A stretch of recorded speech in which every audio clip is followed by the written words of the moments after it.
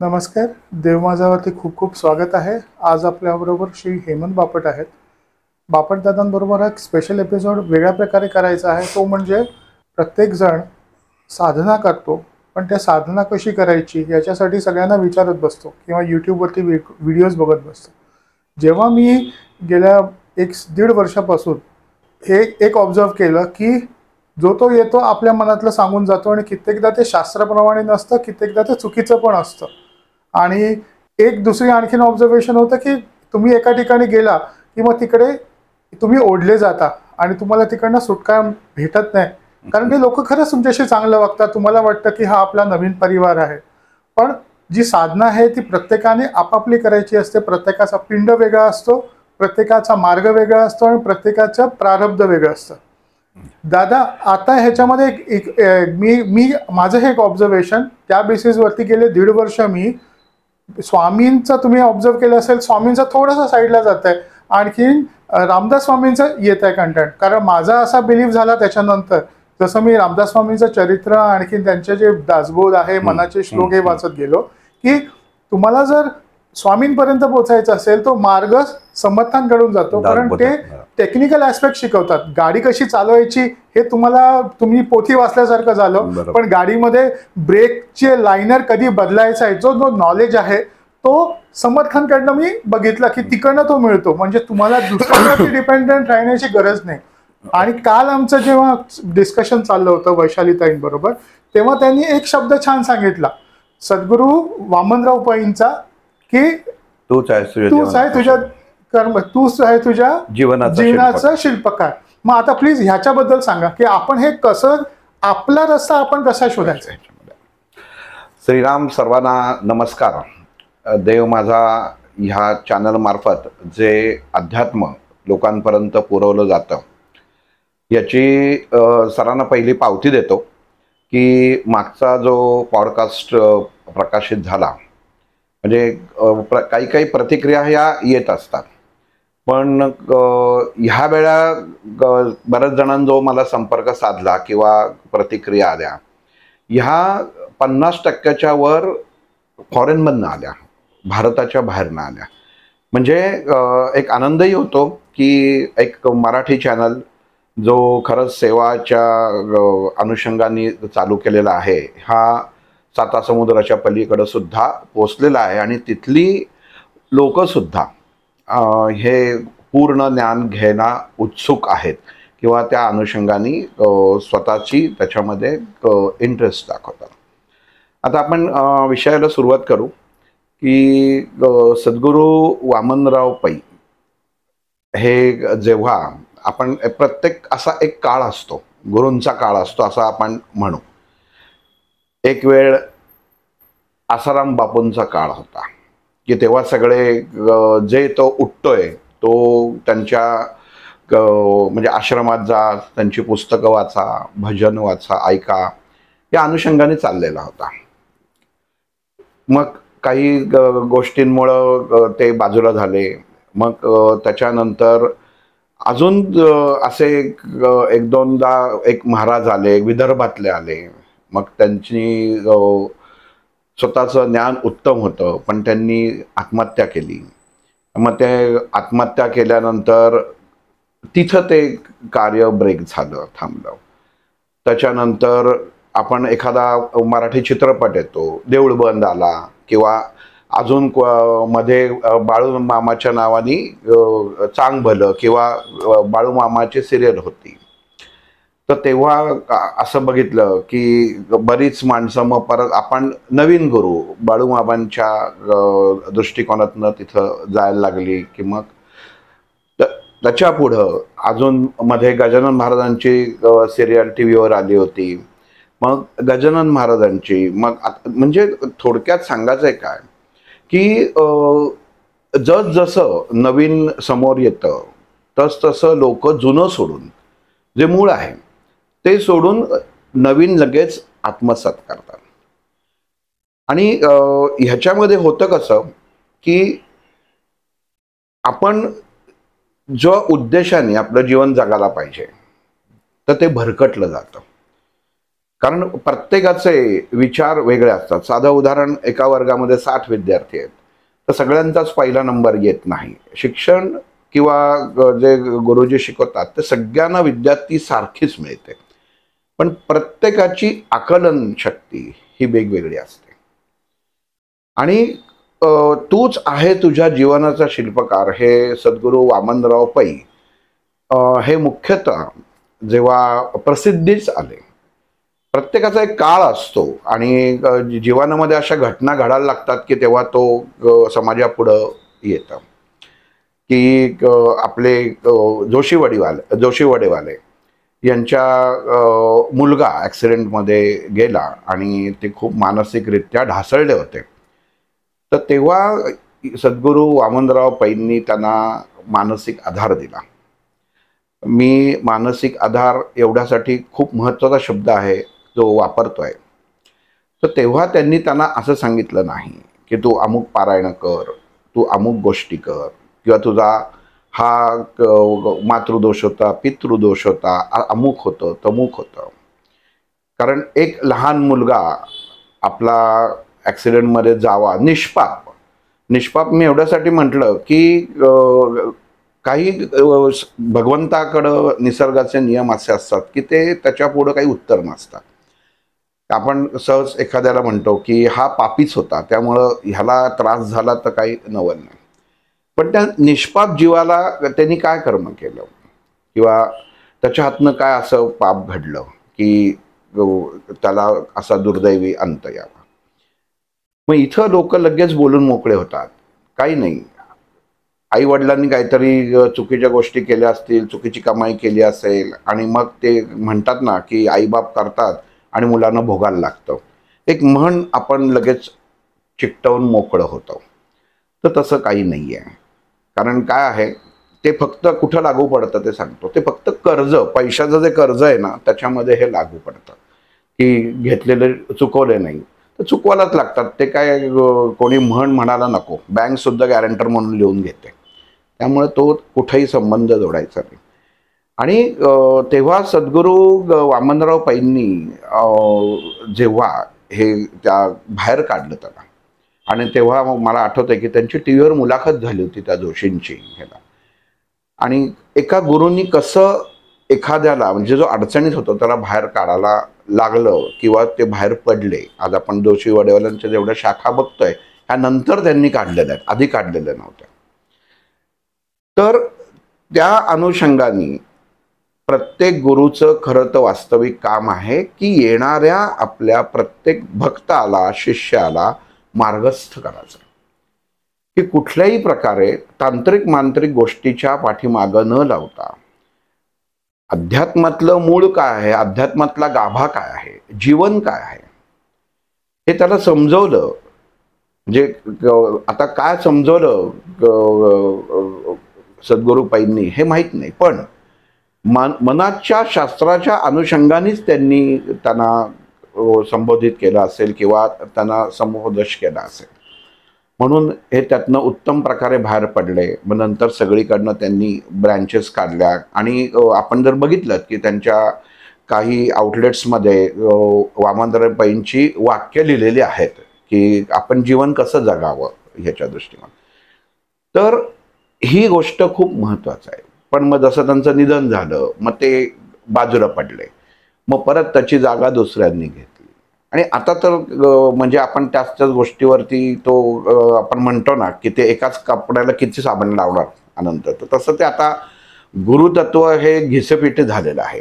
कारण मूळ असणारं कोण आणि नंतरचे डुप्लिकेट कोण आता हे कळण्याच्या सगळ्या गोष्टी पलीकडे गेलेल्या आहेत.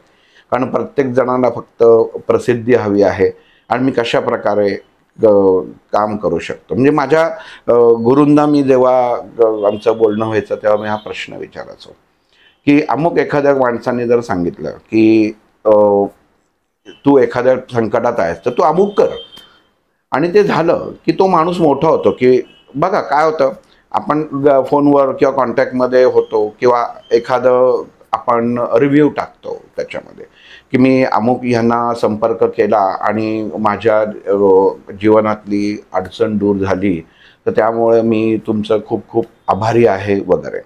आणि हे लोक वाचतात, रिव्ह्यू वाचतात. पण आणि हे रिव्ह्यू वाचताना वास्तविक त्यांनी काय करायला पाहिजे होतं की वरती जो तुम्हाला भाग दिलेला आहे, जो पॉडकास्ट हे झालेला आहे, तर तो ऐकून त्यातनं घ्यायला पाहिजे. पण मनुष्याचा स्वभाव धर्म असा आहे की कोणाला उपयोग झाला का, म्हणजे एखाद्या डॉक्टरकडे आपण जातो ना की त्याच्याकडे गर्दी किती आहे, म्हणजे हा नक्कीच चांगला डॉक्टर असेल, अशी एक विचारधारणा मनुष्याच्या मनामध्ये बसलेली आहे. आणि तसंच मग मी आमच्या जेव्हा गुरूंना विचारलं की काय भानगड आहे, मग त्यांनी मला एका सोप्या उदाहरणाने मला सांगितलं की एक समोर फुगा लावा, हातात 10 खडे घ्या आणि एक एक खडा लांबनं त्या फुग्यावर मारा. कदाचित फुटेल किंवा फुटणार नाही. आपण जे महाबळेश्वरला वगैरे जातो बघा, ग्लास लावलेले असतात आणि मोठं आमिष ठेवलेलं असतं की ह्या 3 बॉलमध्ये तुम्ही जर हे पाडलं तर अमुक तुम्हाला तिथं लॅपटॉप दिला जाईल, हे दिलं जाईल, ते दिलं जाईल. तेव्हा आपण त्या आमिषाला भुलतो आणि तेव्हा असं आपण काय म्हणतो, हे काय, हे तर किरकोळ आहेत ग्लास, मी असं समोर दिसत आहेत, माझी प्रॅक्टिस खूप आहे, झाडावरचे पेरू फळं काय जे असेल कैऱ्या पाडतो, तर हे काय शक्य नाही. आणि मग तो 3 बॉल मारतो, त्यातला एकही बॉल लागत नाही. आणि मग तो जो असतो तो काय म्हणतो, अजून एक चान्स देतो आणि त्याला अजून एक तो बॉल देतो. हा त्याच जोमाने करत नाही, तो दुप्पट जोमाने तो बॉल मारतो आणि तोही लागत नाही. मग आपण पैसे देऊन मोकळं होतो, बाजूला जातो. मग माझ्या गुरूंनी जेव्हा हे सांगितलं की हे अध्यात्म आहे, म्हणजे एखाद्या गुरुकडे गेल्यानंतर तो काय करतो, ॲट ए टाइम 10 गोष्टी तुम्हाला सांगतो, अमुक करा, तमुक करा, तमुक करा. म्हणजे एक फुगा, त्याच्यावर 10 दगड जर तुम्ही ॲट ए टाइम फेकलेत, मारलेत ना, तर त्यातला एक नक्की लागतो. आणि हा जो लागतो ना, हा त्या शिष्याचा किंवा जो अडचणीत असतो ना त्याचा प्रॉब्लेम सॉल्व्ह करत नाही, तर त्या जो तुम्हाला सांगतो ना त्याचं मार्केटिंग करतो. म्हणजे तो म्हणतो की अरे ह्यांनी सांगितलं आणि माझा प्रॉब्लेम एका झटक्यामध्ये सॉल्व्ह झाला. ही एक प्रकारची पद्धत असते किंवा गोष्ट असते. जसं आत्ता तुम्ही आज उद्या ह्याच्यामध्ये बघा की आपण गुगल हे केलं की ये 3 राशियों में अगले 500 साल. कसं 500 साल म्हणजे कुठं झालं, म्हणजे आपण 500 मागे जरी गेलो तरी कुठं गेलो आपण. आणि अगले 500 साल, अगले 80 साल, अगले 150 साल ये राशियों को धन लाभ मिलेगा. आपण जगणार का 150 वर्ष. पण आपण मानसिकतेने इतके अडकलेला असतो की आपण त्याच्यात अडकून घेतो. आपल्याला तो आनंद वाटतो, अरे पुढचे 150 वर्ष आपल्या राशीला काही त्रास नाही, संपत्ती मिळणार आहे. आणि आपण त्याच्यामध्ये आनंदात होतो. मग त्याचं जे 99 रुपये 98 रुपये काय जे असतं ते भरतो, त्या सगळ्या गोष्टी करतो आणि मग एक एक गोष्टी चालू होतात. आणि त्याच्यात सुद्धा गंमत असते, तुम्हाला तुमच्या घरामध्ये आणि मग पुढे सगळ्या लाईन मारतात. मग ते त्याचे पैसे वेगळे भरले की ते ओपन होतं. म्हणजे हा एक व्यवसाय करायचा फंडा आहे, म्हणजे मार्ग आहे, त्याच्यात पडायचं नाहीये. मुळात हा आपण आपल्या जसं वामनराव पैंनी दिलेलं आहे की तूच आहेस तुझ्या जीवनाचा शिल्पकार. पण मी शिल्पकार कसा आहे एक लक्षात घ्या. शिल्पकार हा जेव्हा शब्द वापरला जातो ना, तर पहिल्यांदा शिल्पकार हा शब्द त्यांनी का वापरला किंवा शिल्पकाराचा अर्थ काय समजून घेतला पाहिजे. 2 प्रकार असतात, एक मूर्तिकार असतो आणि एक शिल्पकार असतो. मूर्तिकार काय करतो, बाहेरनं मूर्ती तयार करतो. म्हणजे एखादा शाडूचा गोळा घेतो आणि मग त्यातनं मूर्ती तयार करतो. म्हणजे वेगवेगळ्या आता गणपतीत असतात बघा की ते करतात, मग नंतर हात करतात आणि मग ते हात जोडतात वगैरे असं. आणि शिल्पकार हे जो शिल्पकार असतो तो दगड बघतो, ती शिळा बघतो आणि त्याच्या मेंदूमध्ये ते चित्र तयार होतं की मला काय करायचंय, आणि तो त्या छन्नी हातोडीने फोडून आतनं चित्र बाहेर प्रगट करतो. म्हणजे जे आतून बाहेर येतं त्याला शिल्पकार म्हणतात, आणि जे बाहेरनं आत करतो त्याला मूर्तिकार म्हणतात. म्हणजे शिल्पकार हा खूप महत्वाचा हे आहे. म्हणून ते तूच आहेस तुझ्या जीवनाचा शिल्पकार. पण शिल्पकार एवढ्यासाठी म्हटलेलं आहे की जे काही आपल्या अंतर्मनामध्ये आपल्या रुजलेलं आहे, मग विचारांद्वारे असो, इतर 100 गोष्टींमध्ये आहे. तर त्यांना ती घडी आपल्याला व्यवस्थित करायची आहे आणि ह्याच्यासाठी मग मार्ग आहेत. मग ती जेव्हा तुम्ही उत्तम कराल तेव्हा ते उत्तम शिल्प तयार होणार आहे आणि शिल्प अधिक आकार म्हणून त्याला शिल्पकार म्हटलेलं आहे. म्हणजे आपल्याला उत्तम आकार येणार आहे. मग आकार कोणाला येणार? तर देहाला नाही तर अंतर्मनातल्या किंवा आपल्या असलेल्या विचारांना आकार येणार आहे की आपण डोळे उघडे ठेवून या जगतामध्ये जगलं पाहिजे. मग इथं जसं सर म्हणाले की आता स्वामींकडनं रामदास स्वामींकडं लोकांचा कल झालेला आहे किंवा तो मार्ग तिथनं जातो. अगदी जसं सर अजून एक सोपं उदाहरण सांगतो की कसा पटकन जातो त्याच्यामध्ये. असं धरून चाला की तुम्हाला एकाने गिफ्ट पाठवलंय आणि जर्मन ह्याच्यामधनं ते किंवा चायनीज मधनं तुम्हाला ते गिफ्ट आलं त्याला आणि गिफ्ट हातात घेतल्यानंतर त्याच्यावर चित्र नाही आहे, काही नाही आहे, तर तुम्हाला ते कळणार कसं काय आहे? असतं तुमच्यासाठीच पण तुम्हाला ते कळत नाही की हे काय आहे ते. मग ती जर्मन भाषा किंवा ती चायना भाषा शिकलेला जो असतो त्याला आपण विचारतो की ह्याच्यात काय लिहिलंय वगैरे, वाच त्याच्यात. आणि मग तो सांगतो की अरे अमुक अमुक ही गोष्ट तुझ्यासाठी आलेली आहे पण ती तिकडच्या भाषेत आलेली आहे.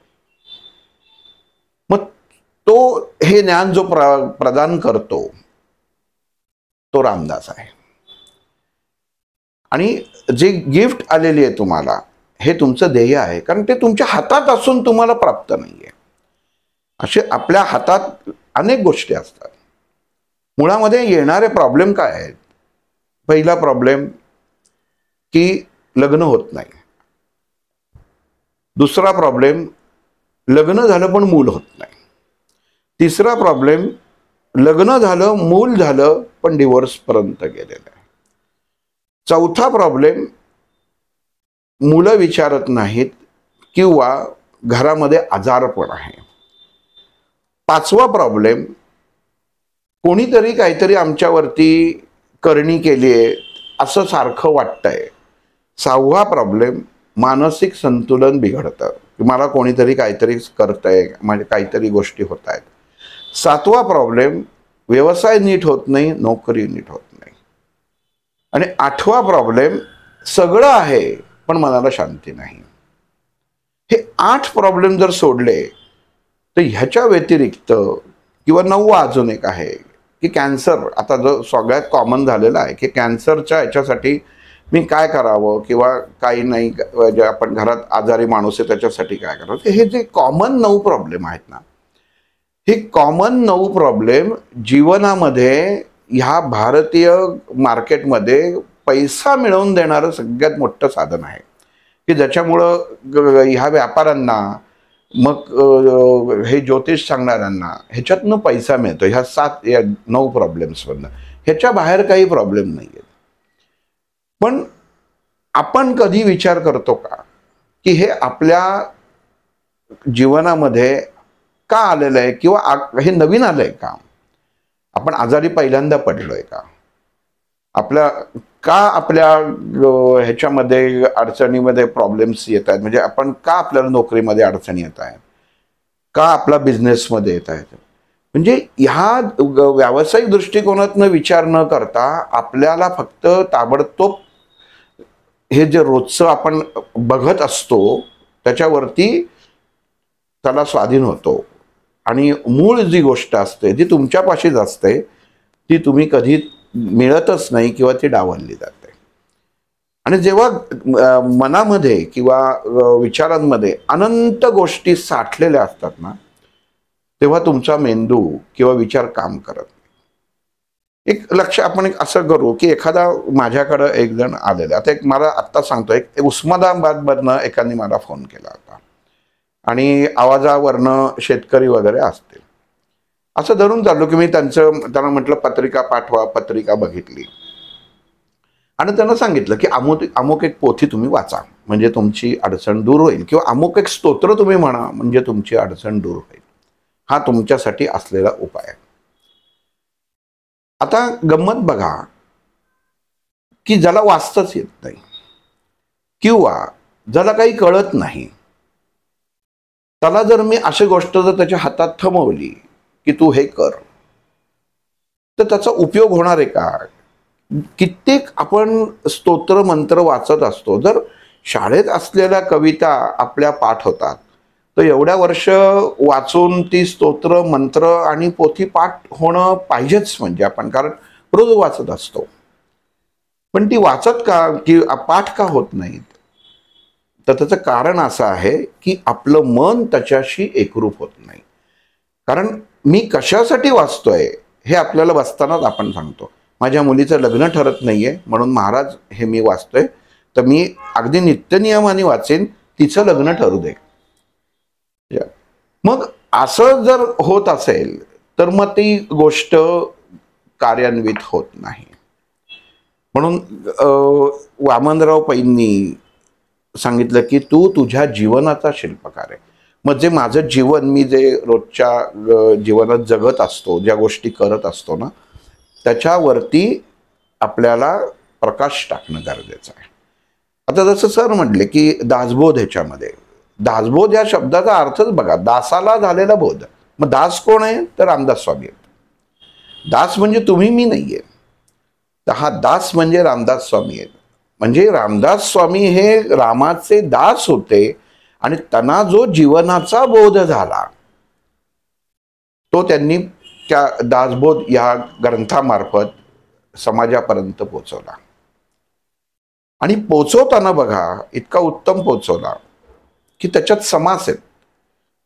किती नंबर समास, किती नंबर समास. आपण लहानपणापासून जेव्हा परीक्षेला असतो तेव्हा असं समास, आदलीच्या मुलाला माहीत नाही, पण असा एक समास आखला जायचा, डावीकडे एक, उभी रेख आणि उजवीकडे रेख. त्याच्यामध्ये म्हणजे काय, तर तुम्हाला कुठं एकरूपता ठेवायची आहे हे कळणं गरजेचं आहे.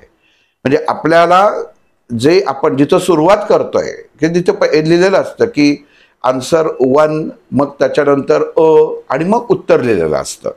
म्हणजे अर्थ काय, तर तुम्ही समर्थांनी सांगितलंय की जीवनाची किंवा दिवसाची सुरुवात करताना तुम्ही तुमचं जे काही प्रश्न असेल ना त्याचा नंबर डाव्या हाताला, मग तो त्याचा जो काय प्रश्न आहे, म्हणजे एकातनं 10 प्रश्न निघतात, म्हणून तो ब क म्हणून तो समास, त्या समासामध्ये तो घ्यायचा आहे. महत्व किती आहे का? मग समासामध्ये जेवढं शब्द जास्त असतात तेवढे अडचणी किंवा त्याची प्रश्न जास्त असतात आणि मग उत्तर असतं. म्हणून समर्थांनी पहिल्यांदा त्याच्यात समास दिलेले आहेत, म्हणजे दासबोधामध्ये दिलेले आहेत. आपण काय करतोय हे आपल्याला कळणं गरजेचं आहे. नुसतं एखाद्याने मंत्र म्हणायला सांगितलं की तुम्ही अमुक करा तुमचा प्रॉब्लेम सॉल्व्ह होईल, तर ह्याच्यावरती जाऊन ना मनुष्य स्वाध्यायाच्या मार्गे जातो ना कुठलं अध्यात्माच्या मार्गात जातो. म्हणजे अधिक आत्मीयता, आत्मिकता म्हणजे अध्यात्म आहे. अध्यात्म म्हणजे काय, अधि आत्मिकता म्हणजे आत्मीय, स्वतःहूचा आत्मिकता एखाद्या गोष्टीमध्ये दाखवणे, वाढवणे, एकरूपता होणे म्हणजे अध्यात्म आहे. आणि स्वाध्याय म्हणजे काय, स्वतःचं अध्ययन, ते मागच्या वेळी सांगितलंय. स्वचं अध्ययन म्हणजे माझ्या विचारांचं अध्ययन. मी कोण आहे, मी शिकलेलो आहे, लहानपणापासून शिकलेलो आहे घरामध्ये. आपले आई वडील, आपले अगोदरची पिढी ह्या सगळ्या गोष्टींमध्ये अडकलेली होती का? तर कधीच त्याच्यामध्ये तेव्हा आता जर आपण असं म्हणू की हातातल्या गोष्टी, गळ्यातल्या गोष्टी ह्या आता आल्या आणि आता त्याच्यातनं पैसे मिळतात म्हणून ते हातात तुम्ही खेचून घेतं, कंपन खेचून घेतं, म्हणजे आपण याच्यात सुशिक्षित मूर्ख आहोत असं मी म्हणेन. कशासाठी पाहिजे? जीवनातली जसं भगवद्गीतेत श्रीकृष्णाने सांगितलेलं आहे. आणि अजून तुम्हाला गंमत सांगतो की एकांचे वडील ICU मध्ये आहेत. तर त्या ताईनं जर मी सांगितलं तुम्हाला, ताई तुम्हाला कर्माचा सिद्धांत माहिती आहे का, की भगवान श्रीकृष्णाने काय सांगितलंय की आत्मा हा देह बदलत असतो. तुम्ही परिस्थिती डोळ्यासमोर आणा. एक व्यक्ती मला ICUच्या बाहेरनं फोन करते की माझ्या वडिलांना कसं बरं वाटेल, आणि त्यांना मी जेव्हा हे तत्वज्ञान सांगायला गेलो की ताई तुम्ही भगवद्गीतेत ऐकलेलं आहे की श्रीकृष्णाने काय सांगितलेलं आहे, तर त्या वेळेला त्या व्यक्तीला कशाची गरज असते, तत्वज्ञानाची त्या गरज नसते.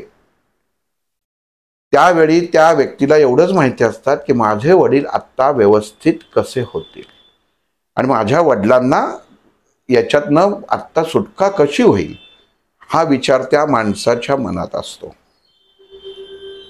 पण ही जी गॅप आहे, जेव्हा ती व्यक्ती असा फोन करते किंवा ज्या गोष्टी होतात, प्रत्येकालाच ही एक उदाहरण म्हणून सांगितलं, पण प्रत्येकालाच अशा गोष्टी असतात. ह्या जेव्हा तुम्ही म्हणजे तुम्हाला पेशन्स नावाचा जो प्रकार असतो, तुम्ही आता हॉस्पिटलमध्ये आहेत, मग आतमध्ये बघा, म्हणजे मी हे रोजच्या जीवनात ऐकतोय ना, हे मी का त्याच्यामध्ये मांडतो ना, की आपण अध्यात्म जगतच नाही. आपण काय समाजाला दिलेलं आहे, तुकाराम महाराजांनी गाथेत काय दिलेलं आहे, नामदेव महाराजांनी काय सांगितलेलं आहे, हे आपण जगतच नाही. आपण फक्त या सगळ्या रंगील्या दुनियामध्ये पटपट पटपट म्हणजे 2 मिनिटात कसं मिळेल तसं बघत असतो. पण मग जर मुळात ज्ञान असतं, आतमध्ये डॉक्टर आहेत, आतमध्ये डॉक्टरांवरती विश्वास आपला पाहिजे आणि स्वतःहून समोरच्याला आपण जेव्हा खाद्य देतो, किंवा असं नव्हतं 2 दिवस झाले व्यवस्थित बोलत होते, अचानकच त्यांचं जीभ जड झाली आणि त्यांना असा त्रास झाला. मग मी म्हटलं वय किती आहे त्यांचं, ते म्हटलं 80 वय आहे त्याच्या.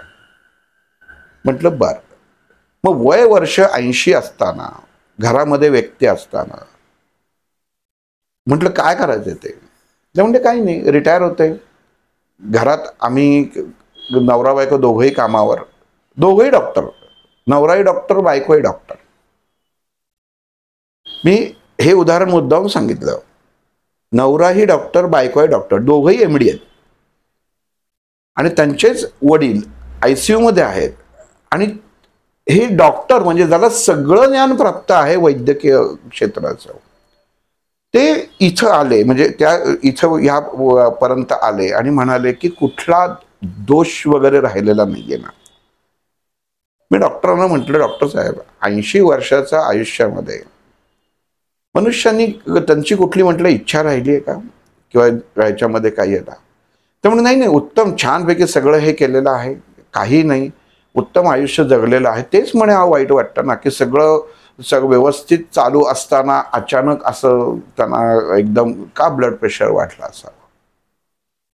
म्हटलं दिवसभर काय करायचंय, म्हणे काही नाही, असे बसायचे गप्पा मारायचे त्याच्यात. म्हटलं कशावर बसायचे, ते ICU मध्ये, त्या बाहेरनं मला फोन करतायत, माझ्याकडं मार्ग मागतायत आणि मी त्यांनाही विचारतोय की ते कशावर बसायचे.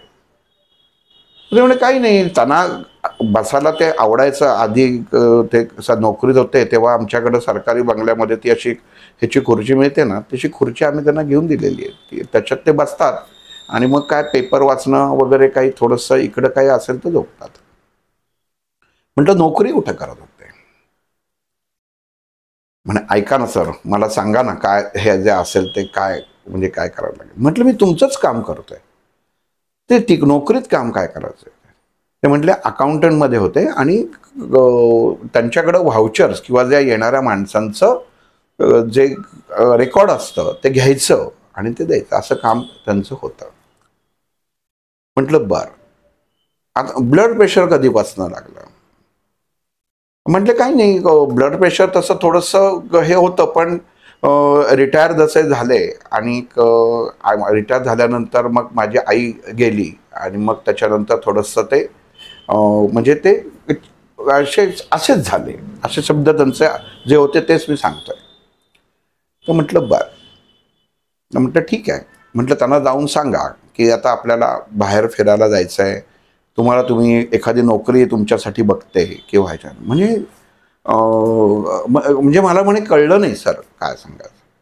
म्हटलं काय आहे, एखादी व्यक्ती जी ऍक्टिव्ह असते, जी चालू असते, तिला सवय असते की काय करायचं काय नाही त्याच्यामध्ये. ती जेव्हा एकांतात जाते ना, तेव्हा तिचा मेंदू काम करणं बंद होतं. आणि तुम्ही डॉक्टर आहात, दोघंही फिजिशियन, त्याच्यात तर म्हटलं तुमची ही गोष्ट मानसशास्त्राच्या अनुषंगाने लक्षात द्यायला पाहिजे की त्यांना काही मेंदूला कामच नाहीये. म्हणजे शेवटी मग ते येणार काय तर डिप्रेशन. मग मित्र, मग त्यांची ती मी 1-2 दिवसात ती माहिती घेतली, मित्र किती आहेत, त्यात ते जिवंत किती आहेत. आणि मग ते म्हणले की नाही त्यांचे 1-2 मित्र ह्या वर्षीच गेले त्याच्यामध्ये. म्हणजे काय होतं, मनुष्य आपल्या विचारांनी तिथं सोडतं. म्हटलं कुठल्याही पत्रिकेत दोष नाही, हा दोष तुमच्यात आहे.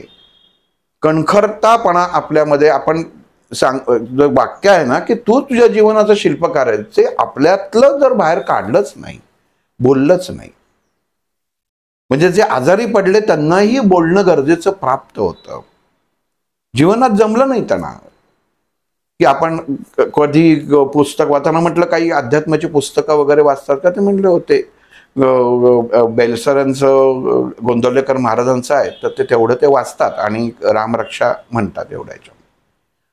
म्हटलं बरं, पण ते पण म्हणे काय की त्यांना रिटायर झालं तेव्हा तिथल्या ऑफिसमधल्या लोकांनी त्यांना आता काय करायचं म्हणून ते प्रेझेंट दिलं. ह्या सगळ्या गोष्टी आपल्या रोजच्या जीवनात खूप महत्वाच्या आहेत. अध्यात्माला सुरुवात लहानपणापासून करायला पाहिजे. तुम्ही नोकरीतनं रिटायरमेंट झाल्यानंतर करायला नाही पाहिजे. जी ताकद असते, जी शक्ती असते, ती पहिल्यापासून रुजली पाहिजे. समर्थांनी तुमचं वयोवृद्धी झाल्यानंतर तुम्ही सूर्यनमस्कार घाला सांगितलेलं नाहीये. लहानपणापासून सूर्यनमस्कार घाला, म्हणजे तुम्हाला शरीराला मनाला आकार येतो की त्याचं तुम्हाला शेवटपर्यंत व्यवस्थित होतं. आणि आपण सज्जन गाडायला जातो, तिथं जाऊन आपण काय करतो, झालं समर्थांचं बघितलं, मागं मारुतीचं समर्थ स्थापित मारुतीचं बघितलं, प्रसाद घेतला आणि गड फिरलो, सुंदर छान वातावरण होतं आणि परत आलो. पण समर्थांचे जे सेवेकरी येते त्यांच्या हातामध्ये, गळ्यामध्ये, वागण्यामध्ये कधी तुम्हाला असं जाणवलं का की कुठलं इतर गोष्टी एक्स्ट्रा त्यांच्या हातामध्ये आहेत का, किंवा ते करतायत का? अर्थ असा होतो की समर्थांनी जे शिकवलं, की जी शिकवण दिली समाजात जीवन जगताना, ते जीवन ते व्यक्ती त्या जगत असतात. आणि हे जगणं हे खूप महत्वाचं आहे. म्हणजे अध्यात्मामध्ये ह्या गोष्टी खूप महत्वाच्या आहेत. आणि माझं लग्न होत नाही, मुलाचं लग्न होत नाही, मग पत्रिका पाठवतात, पण अगोदरपासून त्याच्यामध्ये काही गोष्टी नसतात, इतके उपाय त्याच्यामध्ये सांगितले जातात, पण कधीही आपण हे बघत नाही की आपण संस्कार काय केलेले आहेत. कारण जर तुम्ही उत्तम संस्कार केलेले असतील तर तुम्हाला ही प्रश्न पडत नाहीत. आपण जीवन कसं जगावं हे सुद्धा, आपण मंदिरात गेल्यावरती सुद्धा मला काय घ्यायचंय ना हे आपण घेतच नाही, जे नको आहे ते घेऊन येतो. अभिषेक करताना बसलेले दिसले म्हणजे मला गंमत वाटते की मंडईमध्ये एका गणपतीचा कोणी आलं की अभिषेकाला बसवतात. तिथे असे 50 गणपती मांडलेले असतात की ते येतात, अभिषेक करायचंय का, बसा, आंघोळ केली आहे का, काही केलंय का, स्वच्छ आहे का, नाही, आमची पावती फाडली, बसा, लगेच बसून त्याच्यामध्ये चालू. कुठल्याही प्रकारची एकाग्रता नाही, कुठल्याही प्रकारचं काही नाही. सगळ्यांनी त्याच्यामध्ये सांगितलं, हो तुम्ही केलं का, करून घ्या पटकन, तुम्ही हे केलं का, तुम्ही करून घ्या, तुम्हाला काय उठायचंय त्याच्यात. मग त्याच्यात त्या जे गुरुजी सांगतात त्यांना त्यावेळी 10 फोन येतात, हा मी बघतो, बरं यांना घ्यायचंय बरं का नंतर, तुम्हाला यांना जरा नंतर घ्या. काय चाललंय हे? आपण शिकलेलो काय आहोत आणि आपण करतोय काय? आणि परत नंतर म्हणायचं, एक फोटो काढायचा, आम्ही तो गळ्यामध्ये केशरी उपरणं आणि मग गुरुजींबरोबर गणपती असा हातामध्ये की तो फोटो 2 दिवस डीपीला ठेवायचा. आम्ही जाऊन आलो, त्याच्यात घेतलंय काय? एक तरी त्यातल्या त्या मंत्रामधली ओळ तुम्हाला त्या क्षणी आठवते का की ते गुरुजी काय म्हटलेत, किंवा तुमचं स्थिरता आहे का? कोण बघताय, मला पाटावर नीट बसता येत नाहीये, मग ते म्हणतात तुम्हाला बसता येत नाही का, मग थांबा जरा, ए खुर्ची घेऊन ये रे, त्यांना खुर्ची दे. स्वाध्यायामध्ये या गोष्टी चालत नाहीत. स्वाध्यायामध्ये नियम असतात, तुम्हाला त्या अनुषंगाने चालायला लागतं. झोपून स्वाध्याय होत नाही. नियम काय जे आहेत हे तुम्ही जर आचरण केलं तर तुम्हाला होतं. म्हणून ही जी ज्यांनी दिशा दाखवल्या, संतांनी कधीही देवत्व घेतलं नाही, कधीच नाही घेतलं की मला देव म्हणा. नाही, देव कसा आहे, तुम्ही देवापर्यंत, त्या देवत्वापर्यंत कसं पोचू शकता, एवढं संतांनी प्रत्येक त्यांच्या वागण्यातनं आणि त्यांनी जी लिखाणं केली त्याच्यामधनं मार्गदर्शन केलेलं आहे. त्यातले एक रामदास स्वामी आहेत किंवा गोंदवलेकर महाराज आहेत की नामस्मरण करताना नामस्मरण कसं करावं, नियम सांगितलेला आहे. मग आम्ही नामस्मरण अखंड करते, पण मग तुम्ही जर अपेक्षा ठेवून जर केल्या असत्या तर मग ते नामस्मरण चुकीचं आहे, मग ते करू नये. मग मला जर आता माझ्या स्वतःला मध्ये बदल घडवायचा आहे आणि मला स्वतः अंतर्मनामधनं मला सुरुवात करायची, ठीक आहे, आता हे तुम्ही जर सांगितलं सगळं, पण आता मला मी माझ्या देहाला कसं या स्वाध्यायाच्या मार्गे किंवा कशाला म्हणावं आणि मी कुठल्या मार्गाने जावं ते पाहू आपण, की कसं जायचं, सुरुवात कुठनं करायची, ह्याच्यात करायचं. पहिलं स्वतःचं नाव लिहा. मी लिहिलं माझं नाव हेमंत बापट. त्याच्यामध्ये दुसरं, तुम्ही तुमच्या घरातल्या माणसांची नावं लिहा. घरातली माणसांची नावं लिहिलीत तर तुम्ही लिहिलं, समजा लिहिलं माझे वडिलांचं की जे हयात आहेत, आत्ता घरात आहेत, त्यांचं, आई, बायको, मुलं, आणि मग सगळ्यात शेवटी तुमचं नाव लिहा. आणि मग ते लिहिल्यानंतर आपल्याला पहिलं कळलं पाहिजे की मला आई वडिलांची जबाबदारी आहे, पत्नीची जबाबदारी, मुलांची जबाबदारी आहे.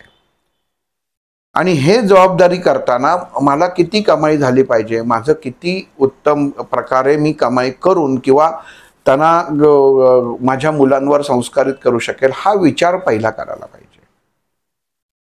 मुलांना उठल्या उठल्या किंवा आई वडिलांना नमस्कार करायला शिकवा. मुलांना उठल्या उठल्या तुम्ही तिथं कोपऱ्यामध्ये यंत्र ठेवलंय, त्याला जाऊन नमस्कार करून शाळेत जा म्हणजे पेपर चांगलं जाईल, ही सवय घातक आहे, हे चुकीचं आहे. म्हणजे तुम्ही बालकडू मुलाला सांगता की तुला आयुष्य दुबळं व्हायचा मार्ग आहे ना, तो त्या कोपऱ्यात ठेवलेला आहे, ते तिथनं तू पुढं तू अवलंबाचा आहेस. डाव्या पायात गंडे बांधणं, उजव्या पायात गंडे बांधणं, लहान मुलांच्या बघा बांधलेलं असतात, त्या मुलाला कळत पण नसतं आपल्या पायात काय बांधलंय, आईने बांधलंय, बाद झालं, नजर लागू नये म्हणून. आपण ती कामच करू नये की ज्यांनी नजर लागावी. आणि आपली परमेश्वरावरती एवढी श्रद्धा हवी की कोणाची जरी नजर लागली तर तो आहे ना, ही खात्री नाही. म्हणून आपल्याला या गोष्टी लागतात. म्हणून मग समर्थांनी याच्यामध्ये, समर्थ असो, रामदास स्वामींच्या बरोबरतीच जे शिष्य होते, म्हणजे एक रामदास स्वामींची गोष्ट हे होते की शिष्यांची परीक्षा घेताना आपण एकरूपता किती पाहिजे हे खूप कळणं गरजेचं आहे.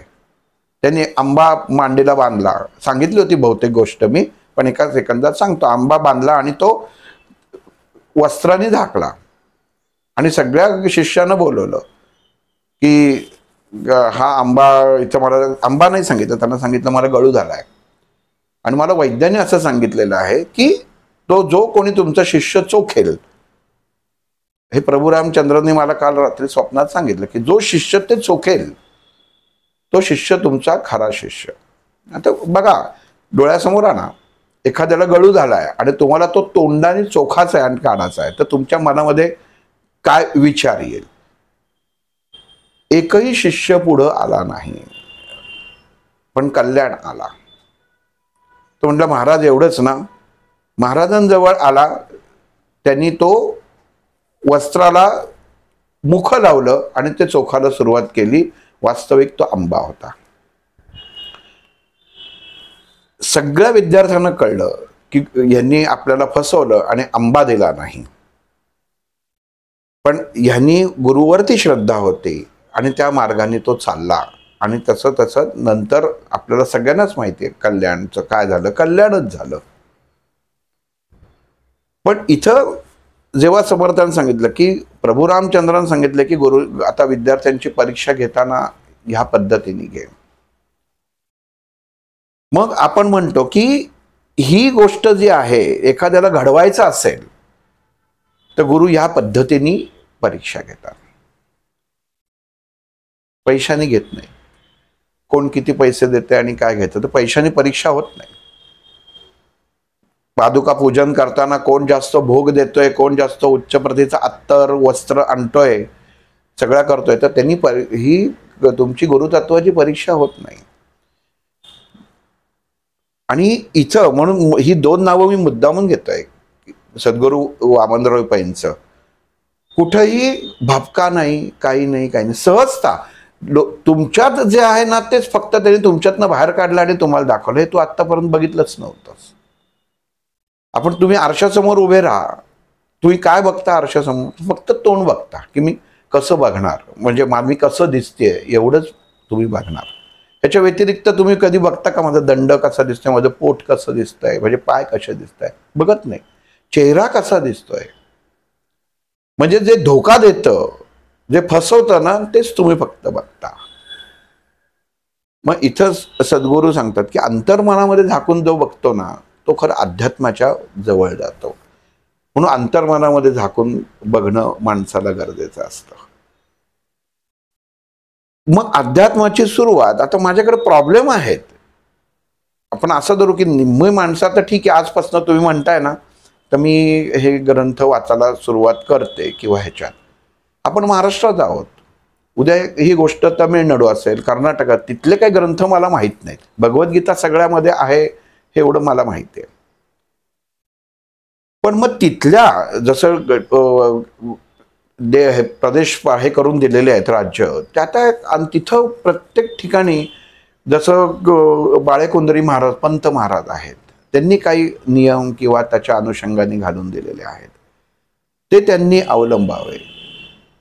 तिथं जिथं जिथं तुमचे संत आहे की जे तुम्हाला उत्तम जीवन कसं जगावं हे शिकवतात ना, तिथंच जावं आणि तिथंच फक्त हे करावं, समर्पित भाव ठेवावा. 10 ठिकाणी ठेवू नये. 10 ठिकाणी ठेवलात ना तर तुम्हाला काही मिळणार नाही. आणि हे आत्ताचं दुर्दैव आहे. हे तुम्हाला सांगितलेले पहिले प्रॉब्लेम आहेत ना, ह्याच्यातला कुठला ना कुठला तरी प्रॉब्लेमला तुम्हाला जीवनामध्ये फेस करायला लागणार आहे, समोर येणारच आहे. पत्रिका बघणं आणि अध्यात्म ह्याचा कुठलाही वास्तविक संबंध नसतो. आध्यात्मिक गुरु हे वेगळे असतात आणि पत्रिकेतनं मार्गदर्शन करणारे जे गोष्टी असतात ना ते ज्योतिषी असतात, ते व्यावहारिक गोष्टीतनं गुरु ठरतात. किंवा तुम्ही अमुक घ्या, तमुक घ्या, बऱ्याच ठिकाणी. त्याच्यामुळे मग असं होतं की आपण उत्तम प्रतीने शिकलं, आणि हे सगळ्यात हल्ली सुशिक्षित लोक जास्त करतात ना, ह्याचं आश्चर्य जास्त वाटतं. म्हणजे आपण कोणा डॉक्टरांच्या इथं गेलो किंवा कुठं गेलो ना तर तिथं काहीतरी असं वेगळं. मी परवा डोळे दाखवायला गेलो, तिथं पिरॅमिड ठेवलं होतं. डॉक्टरांच्या बाहेर जवळजवळ 12 ते 15 पेशंट होते, पिरॅमिड ठेवलेलं होतं. आज जेव्हा डॉक्टरांकडे गेलो तेव्हा डॉक्टरने म्हटलं, डोळे वगैरे तपासले, म्हटलं डॉक्टर साहेब बाहेर पिरॅमिड ठेवले, काही उपयोग झाला का? नाही म्हटलं, त्या हो काय व्यवसाय म्हटले नवीन जागा रिनोव्हेशन करून घेतलंय, तर आर्किटेक्टनी सुचवलं सर तुमचा, त्याच्याबरोबर हल्ली जागा बघणारी पण लोक येतात. ती लोक आली होती, ती म्हटली की तुमच्या इथं या नैऋत्याला प्रॉब्लेम आहे, तर त्यामुळे म्हटले पिरॅमिड इथे ठेवा, त्याच्यामध्ये होईल. एवढा खर्च केलाय त्याच्यात अजून थोडा, ही विचारधारा बघा का. ते पिरॅमिड ठेवलं. बरं म्हटलं मग आता पेशंट किती वाढले, ठेवलंय म्हटल्यानंतर तर तुम्ही जर ऊर्जा वाढवली तर तुम्हाला रिफ्लेक्शन पण यायला पाहिजे. म्हणजे खरं सांगू का, मला आता असं वाटतं की रिनोव्हेशनच उगाच केलं. का आलं, रिनोव्हेशनमुळं माझं ओपीडी 6 महिने बंद झाली, आणि मग त्याच्यात पेशंट आता इथं आपल्या बाजूला 2-3 आय स्पेशालिस्ट निघाले, तिकडे गेले म्हटले. पण आता होईल म्हटलं, हळूहळू सेट होईल. तर म्हटलं मग ह्या पिरॅमिडनी काय केलं. आत्ता बाहेर नाही, तसं आहे म्हणे, मी दिवसभर बिझी असतो, सकाळी 6 वाजल्यापासून रात्री याच्यापर्यंत परमेश्वरी कृपेनी सगळं व्यवस्थित आहे. मग म्हटलं पिरॅमिड ठेवायचं कारण काय? मग ते कशाला पाहिजे? जर तुम्ही स्वतः बिझी असता, स्वतःचं सगळं व्यवस्थित चाललेलं आहे, मग हे असताना तुम्ही अजून एक गोष्ट हा तकलादूपणा आणून का ठेवता? म्हणजे उद्या जर म्हटलं 50 पेशंट आले तर 50 पेशंटला तुम्ही तपासणार का? तर म्हणजे नाही एवढे येत नाही. म्हटलं मला तुम्ही प्रॅक्टिकली उत्तर द्या. ते म्हटलं हो आता हे दिलेलं आहे, आपली वेळ 6 ते 8 आहे, त्याच्यामध्ये 50 म्हणजे तपासायला लागणार म्हटले. मग ह्याच्यामध्ये म्हटलं तुमच्या स्वतःची एनर्जी किती वाया जाणार? म्हणजे तुम्ही प्रत्येक पेशंटला जेव्हा तुम्हाला कळणार बाहेर 50 आहेत तेव्हा तुम्ही त्या पेशंटला प्रत्येक योग्य तो वेळ देऊ शकणार नाही, आवरणार तुम्ही, कारण तुमचं टायमिंग ते ठरलेलं आहे, तुमची ऑपरेटर वगैरे निघून जाणार. हा नाही नाही म्हणजे तेवढं बरोबर आहे. म्हटलं हाच तो म्हटलं प्रॉब्लेम आहे. मनुष्य जीवनामध्ये नको ते जास्त वाढवायचा फापट पसार प्रयत्न करतो आणि आलं ना की त्याला तो सांभाळता येत नाही. 10 ठिकाणी 10 गोष्टी. एक साधं आहे की मूळ काय आहे? तर परमात्मा आहे. मग ते जे खोड जर वाढलेलं आहे तर ह्या बाकीचे जे संत आहेत किंवा बाकीचे आहेत हे त्या झाडाच्या फांद्या आहेत त्या, आणि प्रत्येक फांदीला फळ लागतं असं नाही किंवा फुलं लागतं असं नाही. आपण किती झाडं अशी बघितलेली आहेत की वरची फांदी मस्त बहारलेली असते आणि खालची फांदी कधी डोक्यात तुटून पडेल. संभाजी बागेच्या रस्त्याला बघा, कधी डोक्यात पडेल सांगता येत नाही, आणि वरती ह्याच्यामध्ये फुलं फुललेली असतात. तो त्याच्या कर्माचा भाग झाला. आपलं कर्म असंच असतं. आपण मग त्या परमात्म्याचाच अंश आहे की जो त्या झाडाचा अंश आहोत, की आपणही ती ब्रँच आहोत की जिथपर्यंत आपल्याला जे पोचणारा तो आहे. आणि उत्तम त्याच्यामध्ये पाणी घालणारा हा संत आहे की त्या संतांनी पाणी घातलं. सगळेजण जे शिबिराला जातात ते सगळं शिकून येत नाहीत किंवा सगळं प्राप्त करून येत नाहीत. त्यातला एखाद दुसराच येतो, आणि जो खरा जो येतो ना तो त्याच्या चर्चा किंवा करत नाही, तो त्याचा अभ्यास करतो, अध्ययन करतो. म्हणून सज्जनगडला असो किंवा गोंदवलेला असो, तुम्हाला नामस्मरण शिकवलं आहे, तुम्हाला तसे धडे दिले जातात की तुम्हाला काय करायचं आहे, जीवन कसं जगायचं आहे, आणि जीवन जगताना अध्यात्म जगाचं आहे. आणि अगदी खरं सांगू का, म्हणजे आता तर माझं तर स्पष्ट मत चाललेलं आहे, होत चाललेलं आहे, तुम्ही काहीच करू नका. तुम्ही काही न करणंच हे करणं आहे. कारण काय आहे की आपल्याला जे जमतच नाही ना तेच मनुष्य करायला जातो. नको एकाने सांगितलं अमुक कर, केलं. दुसऱ्याने सांगितलं तमुक कर, केलं. कोणाकडे गेलं, अमुक फोटो मिळाला, ज्याच्याकडे जातो, आज माझ्याकडे आलं तर मी सांगणार मी माझ्या गुरूंच्या प्रती करतो. मी समोरच्याला सांगत नाही की तू अगोदरचे जे होते ना ते सगळे सोडायचे आणि आता इथं तू माझ्याकडे आलायस. तसं नसतं. मुळामध्ये हे आपल्याला जमवायचंच नाहीये. आपलं मन किती स्वच्छ, जो गुरु तुमचा देहामधली वैचारिकता बदलेल ना तेच अध्यात्म आहे, आणि तुम्हाला मग अडचणी राहणार नाहीत. रामकृष्ण परमहंसांना कॅन्सर होता, मग त्यांना अडचण होती का? त्यांनी कधीच सांगितलं नाही की माझा अमुक त्रास होतोय आणि मला त्याच्यामध्ये. मग रामकृष्ण परमहंसांना कॅन्सर होता एवढं म्हणून चालत नाही. तुम्ही काय शिकताय, काय घेताय, म्हणजे एवढे गुरु तत्वाचे असून, काली मातेशी एकरूप असून भोग येताना भोगालाच लागले शारीरिक. मग आपल्याला जर फक्त एक हात फ्रॅक्चर झाला तर लगेच तुम्हाला हे करायला का पाहिजे की पत्रिकेतला शनी बदलला का मंगळ बदलला, एवढं कशासाठी पाहिजे आदबल? पत्रिकेतले ग्रह त्यांच्या अनुषंगाने बदलत आणि हे राहतात. मन कमकुवत करून न घेता मन स्ट्रॉंग कसं होईल ना ह्याच्यावरती विचार करायला पाहिजे. तर ते खरं तुम्ही आध्यात्मिक जगणं आहे. काय लिहिलेलं आहे, मग ती पुस्तकं गेली लगेच तुम्ही केलं की, आणि गंमत अशी असते की ऑनलाईनला एक साईट तुम्ही जर क्लिक केलीत ना की दुसऱ्या दिवशी वाचून तुम्हाला उघडायला लागत नाही, ती समोर येतेच. जर तुम्ही टाकलं त्याच्यामध्ये की लाल किताब, की दुसऱ्या दिवशी लगेच लाल किताब, की ते येतच, तुम्हाला ते करायला लागत नाही. आणि मनुष्य असा आहे ना की ती ओपन करतोच. हा मनुष्याचा स्वभाव धर्म आहे की बघू तर काय आहे, बघू तर काय आहे, हे एकदा क्लिक केलं ना की त्या व्यसनात अडकलात. कशाला पाहिजे? घरामध्ये पोथी आहे, पुस्तकं आहेत. गीता ही जगताचं सगळ्याच औषध आहे. हे जर आहे तर त्यातला रोज एक श्लोक वाचा. त्यांनी कळलं पाहिजे. आणि जर नाही कळलं तर क्षणिक धृतराष्ट्र समजा आपल्याला. भगवंताचं दर्शन तरी झालं, विचारांनी का होईना भगवंताचं दर्शन झालं. पण मूळ विचारधाराच जर दूषित होती, घेतलं काहीच नाही. म्हणजे अमृत सांगितलं गेलं पण मनामध्ये विषच राहिलं. म्हणजे असं काही नाहीये की भगवंताचं सानिध्य आलं म्हणजे मनुष्य सुधारतोच, असं नाहीये. त्याच्यासाठी आहे विचारधारा. धृतराष्ट्राचे विचार बदलले असते तर झालंच नसतं सगळ्या गोष्टी. पण विचार बदलले नाही, म्हणून विचार बदलणं, प्रत्येक अडचणीला आपले विचार बदलणं गरजेचं आहे. कुठंतरी आपलं चुकलेलं आहे, स्वीकारा ना हे की माझं काहीतरी चुकलेलं आहे. भक्ती कशी असावी, एकरूपता कशी असावी, घ्या दासबोध वाचा. आपण पुस्तक घेतो अध्यात्माचं आणि माझा प्रॉब्लेम काय आहे ना ते कुठं दिसतंय का ते पहिलं बघतो. ते पुस्तक वाचतच नाही.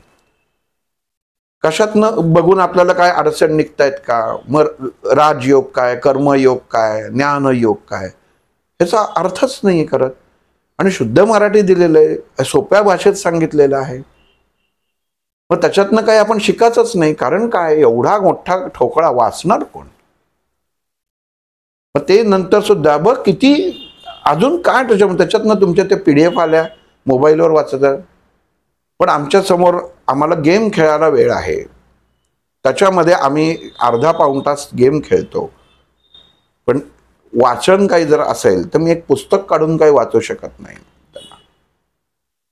मी एकानं सांगितलं होतं, तुम्ही नाही ना, तुम्हाला ते ऑनलाईन वाचायला जमत नाही ना, पुस्तकाचे रोज 21 पानं म्हटलं तुम्ही ती फोटो क्लिक करा, ती 21 पानं वाचा ना. तुमचा प्रवास जो कंपनीत पोहोचेपर्यंत तासाचा आहे ना, तर ती 21 पान एक काढलं तरी चालेल. एक पानाचा फोटो काढा आणि ते काय लिहिलंय, ज्यांनी लिहिलंय ते कशासाठी लिहिलंय ह्याचा विचार करा.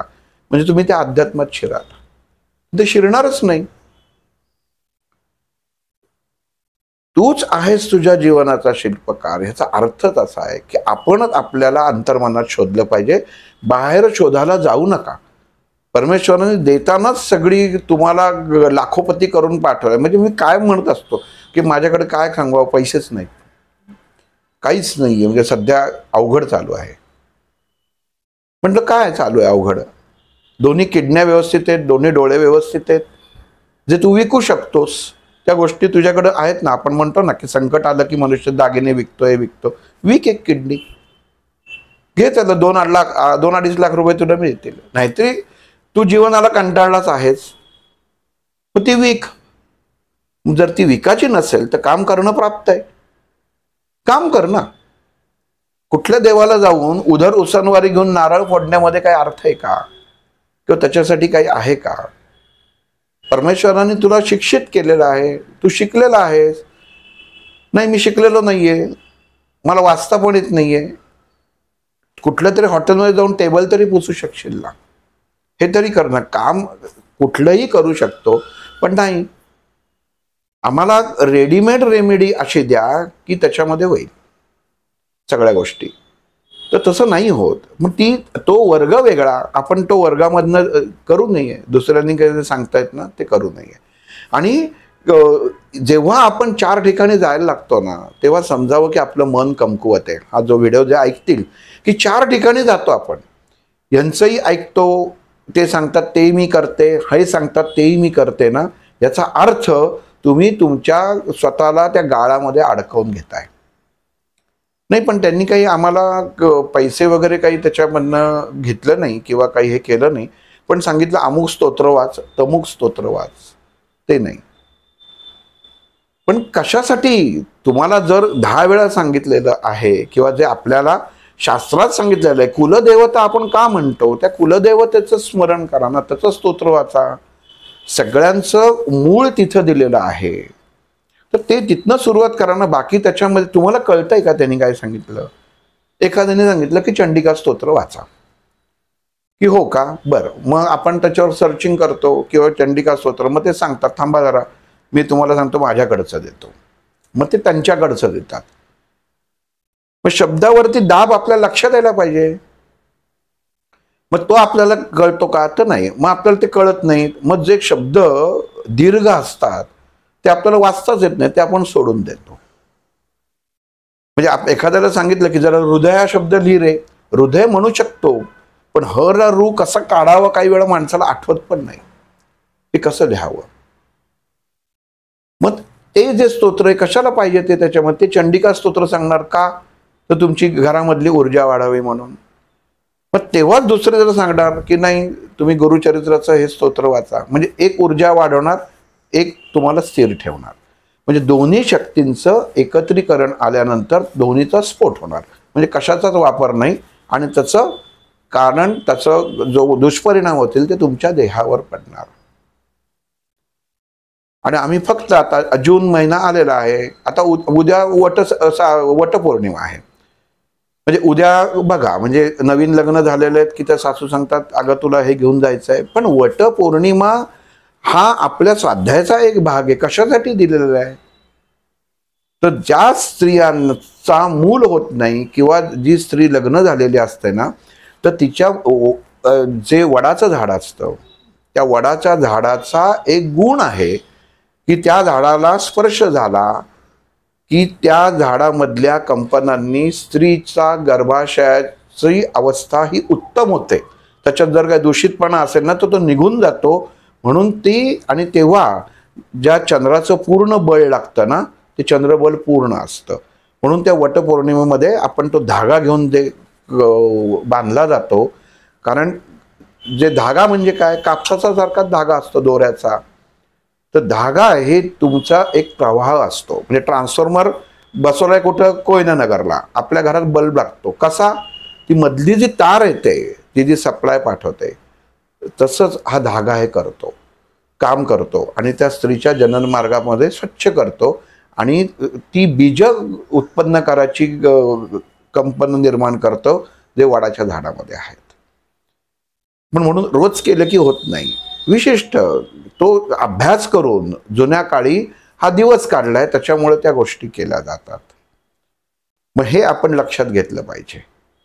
पण उद्या पौर्णिमा आहे, मुलाला बसवा, मुलीला बसवा आणि त्यांच्यावरनं उतारे काढून टाका. आधीच डोक्यात एखाद्याला कमकुवतच ठरवून टाकतात. पौर्णिमा आली, अमावस्या झाली की ह्याला कसं तरी होतं. म्हणजे त्याला काही होत नसतं ना, तुम्ही त्याच्या डोक्यात टाकून देता की तुला काहीतरी होतं बरं का, उद्या पौर्णिमा आहे, उद्या बाहेर जायचं नाही बरं का, उद्या काही करायचं नाही बरं का. जग थांबतंय का पौर्णिमेचं? अमावस्या थांबते का पौर्णिमेचं? डॉक्टर जयंत नारळीकरांनी त्यांची पुस्तकं घ्या, त्याच्यामध्ये दिलेलं आहे खगोलशास्त्र. ग्रहण बघायला अगोदर आपण किती आतमध्ये, मला आठवतंय की एकदा तर वाड्यामध्ये आतमध्ये ठेवलं होते, बाहेर येऊ नको ग्रहण आहे का, तर ग्रहणाचा सावली पडेल आपल्यावरती. खगोलशास्त्रीय घटना आहे, ती कळायला पाहिजे. अभ्यास त्याच्यामध्ये हे नंतर कळलं. डॉक्टर जयंत नारळीकरांनी जेव्हा लोकांना ओरडून आपल्या टीव्हीवर सांगितलं तेव्हा लोकांना ही खगोलशास्त्रीय घटना आहे हे कळलं. तेव्हापासनं मग चष्मे एक्सरेतनं सगळ्या गोष्टी लोक बघायला लागलेले आहेत. म्हणजे सगळं येऊन मूळ येतंय कुठं, तर ज्ञानापाशी येत आहे. मग अंतर मनातलं ज्ञान फक्त होतं कसं की ऐन वेळेला उपाय हवा असतो ना, हा घोटाळा होतो. की इतकं मी वैतागलेलो आहे ना, आता मला पाहिजे. पेशन्स नावाचा प्रकार नसतो की मी काय दादा, तुम्ही जे डॉक्टरांचं एक्झाम्पल दिलं ना, त्या क्षणाला कमीत कमी त्या व्यक्तींना लाख सव्वा लाखाचा आरामात की महामृत्युंजयचा तुम्ही या करा, तुम्ही ही पोथी वाचून घ्या, वाचण्यासाठी आमच्याकडे भटजी आहे, एक पाठ 15,000 रुपये. हो हो हो होतो, त्याच्यामध्ये होतात. आणि मग ह्या गोष्टी केल्या जातात. आपण गरुड पुराण सांगितलेलं आहे, घरातली व्यक्ती गेली की 10 दिवसातच वाचावं. मला कायम माझे गुरु जे कायम म्हणायचे, हे ज्ञान आहे.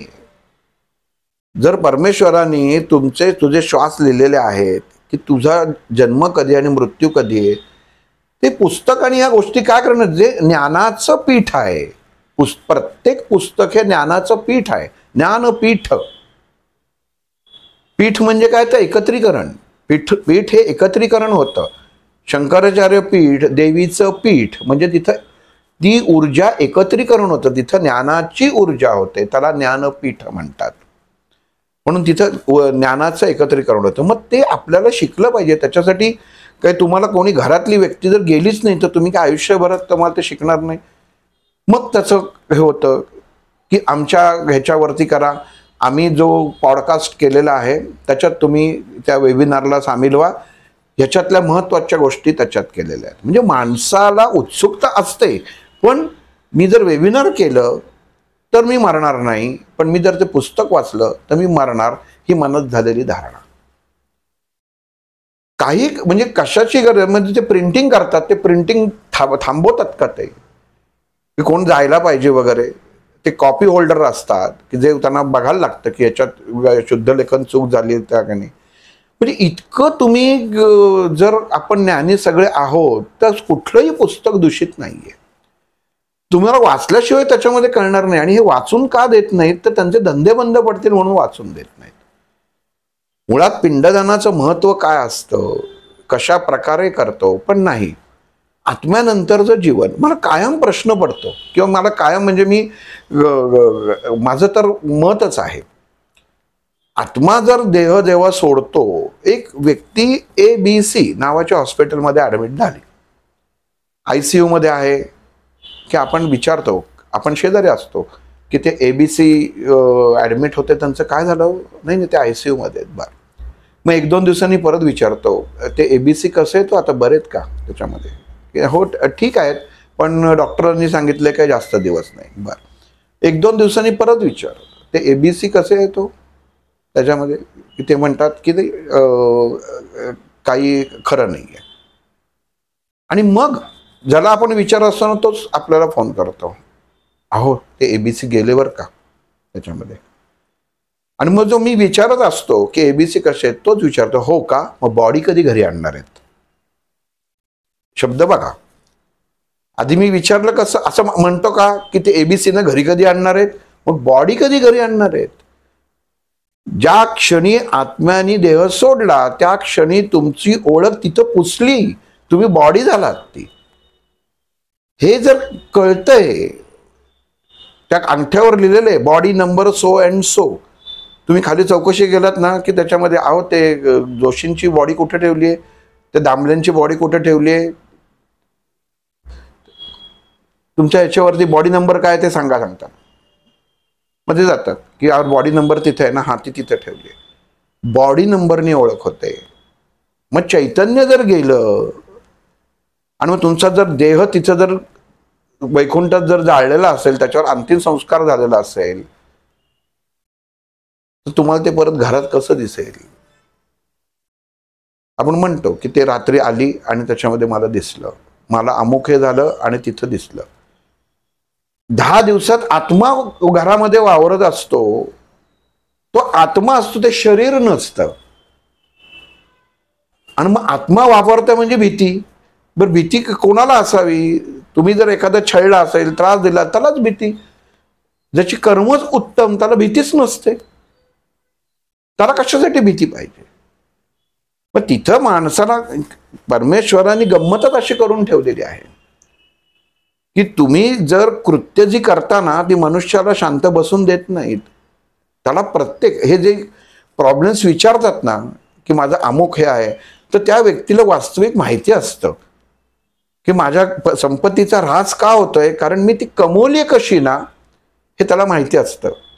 पण ते बोलता येत नाही, आता ती वाचवायची कशी ना, म्हणून कारण कमवलेलं अशीच 2 नंबरनी कमवलेली संपत्ती असते, त्यामुळे उपाय करायला काही ये नाही. बरं, जे उपाय सांगतात ते सुद्धा त्याच्यामध्ये त्याचा फायदा घेऊन टाकतात. ह्याच्यामध्ये मूळ गाभा ज्ञानाचा सगळा बाजूला राहतो, अजिबात राहत नाही. सगळं निघून जातं. सर्व गोष्टींचा अभ्यास करणं, तुम्हाला स्वतःचा देह पिंडच कळला नाही तुम्ही काही सांगूच शकत नाही. माझा देह काय आहे, माझ्या हातनं उत्तम कर्म होतंय का, दुसरी कुठली गोंदवलेकर महाराजांनी श्रीराम जयराम जय जयराम याच्या व्यतिरिक्त अजून कुठं काही त्याच्यात काही केलेलं नाही त्यांनी. नित्याची स्तोत्र म्हणजे त्या नित्याचं त्यांचे जे भाग आहेत 365 त्याच्यात तुम्ही जीवन कसं जगावं हे सांगितलेलं आहे.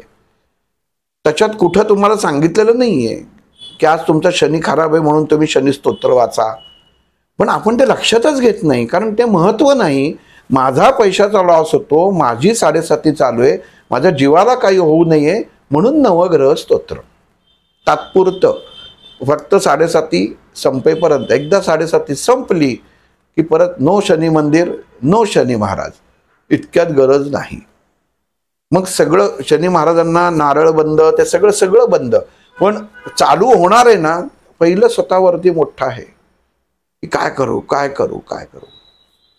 म्हणून ज्ञानाचं पीठ हे सगळ्यात महत्वाचं. म्हणून ह्या संतांनी जे सांगितलेलं आहे तुकाराम गाथेमध्ये, तुम्ही अभ्यास करणं हे गरजेचं आहे.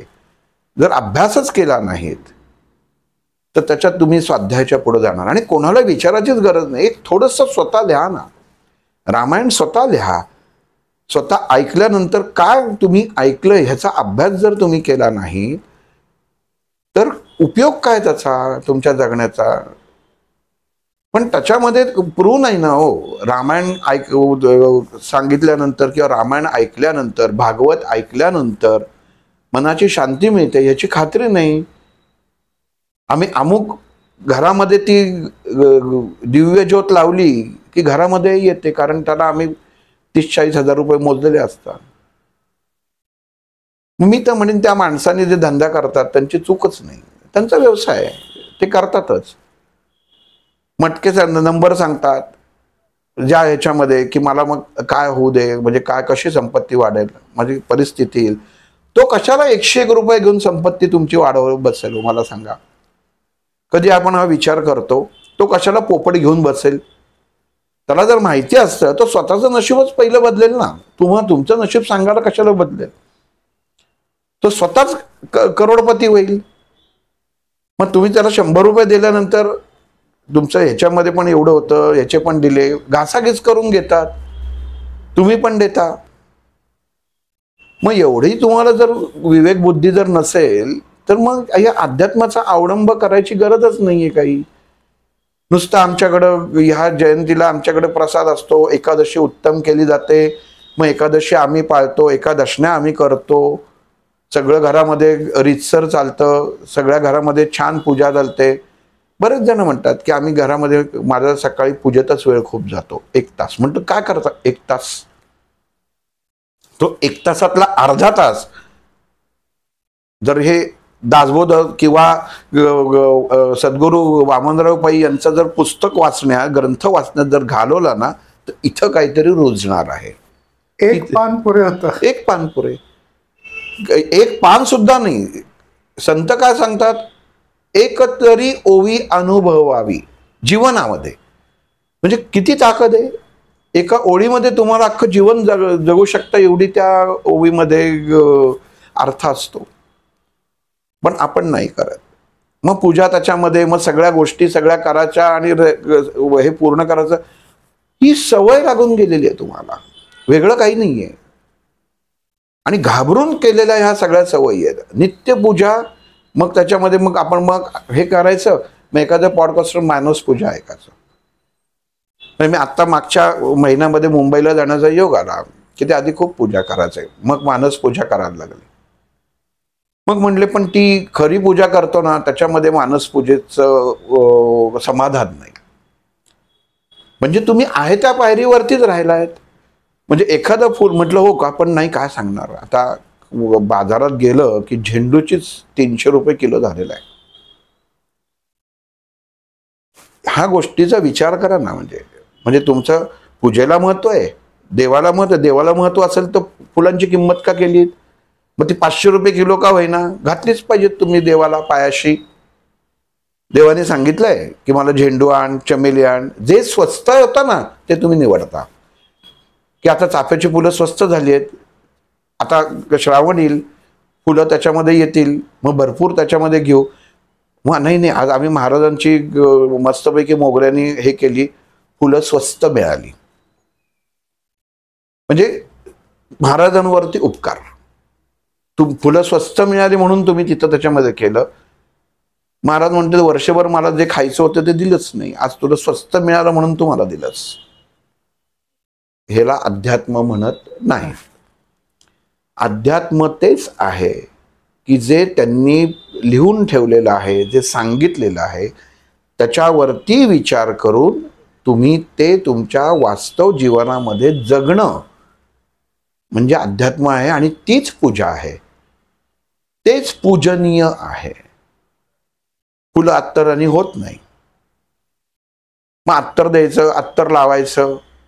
म्हणजे कित्येक ठिकाणी एकांचा घशाचा प्रॉब्लेम होता आणि ते पिठापूरला जायच्या, न चुकता दर पौर्णिमेला पिठापूरला जायच्या आणि घशाचा त्रास होता. आणि मग ते नंतर जेव्हा भेट झाली म्हटलं तुमचा पिठापूरला एकदा त्या तिथला हे घेऊन आल्या, विभूती घेऊन आल्या. त्याच्यामध्ये छोटी डबीत येते, मला दिली. म्हटलं मी काही घेणार नाही, काही घ्यायचं नाही, मला विभूती वगैरे काही नको. मला माझ्या गुरुचरणी माझ्या सगळ्या विभूती मला तिथे मिळतात, 10 ठिकाणी नको त्याच्यामध्ये, तर राग मानून घेऊ नका.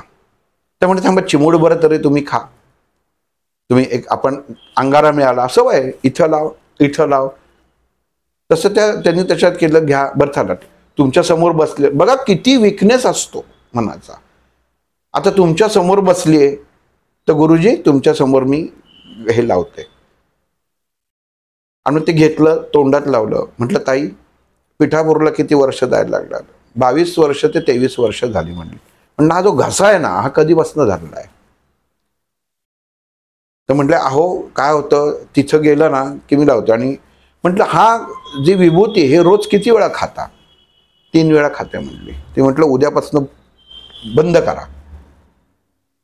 म्हटलं ह्याच्यामुळे तुमचा घसा दुखतोय कारण त्याच्यात केमिकल आहे. म्हणजे एवढा विचार पाहिजे आपल्या डोक्यामध्ये. आपण निर्बुद्ध होऊन जगत असतो. मठात गेलं, इकडं गेलं, अंगारा घेतला, लावला, त्या सगळ्या उद्बत्त्या केमिकलनी तयार असतात.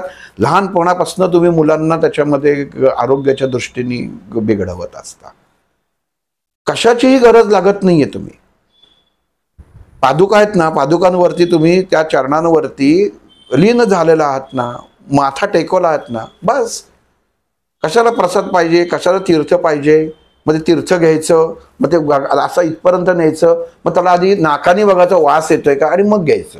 आणि मग काही काही गुरुजी बघा ते पंचामृत एकात घालतात. ते सगळं ते आपण जो यजमान असतो ना त्याला ते कळतो, मनात मध्ये बघत असतो आता हे बहुतेक मला प्यायला लावतायत आणि मला ते प्यायचं नाही. अध्यात्म कुठे याच्यात? कुठंच नाही. त्या सगळ्या कृती आहेत ह्या जीवनात तुमच्या घडणाऱ्या की ज्याला ह्या निरर्थक आहेत, काहीही त्याची गरज नाही. तुमचं समर्पण भाव नाही तर तुम्ही दाखवा तरी मला, तुम्ही एक प्रूव्ह द्या. सगळी 4ही भावंड पांडुरंगाची दर्शन घ्यायला जायचे. ज्ञानेश्वर, निवृत्ती ज्ञानेश्वर, सोपान मुक्ताबाई समाजाला ज्ञान दिलं. कुठल्या कृतीत किंवा त्याच्यामध्ये काय करायचं ते नाही सांगितलं.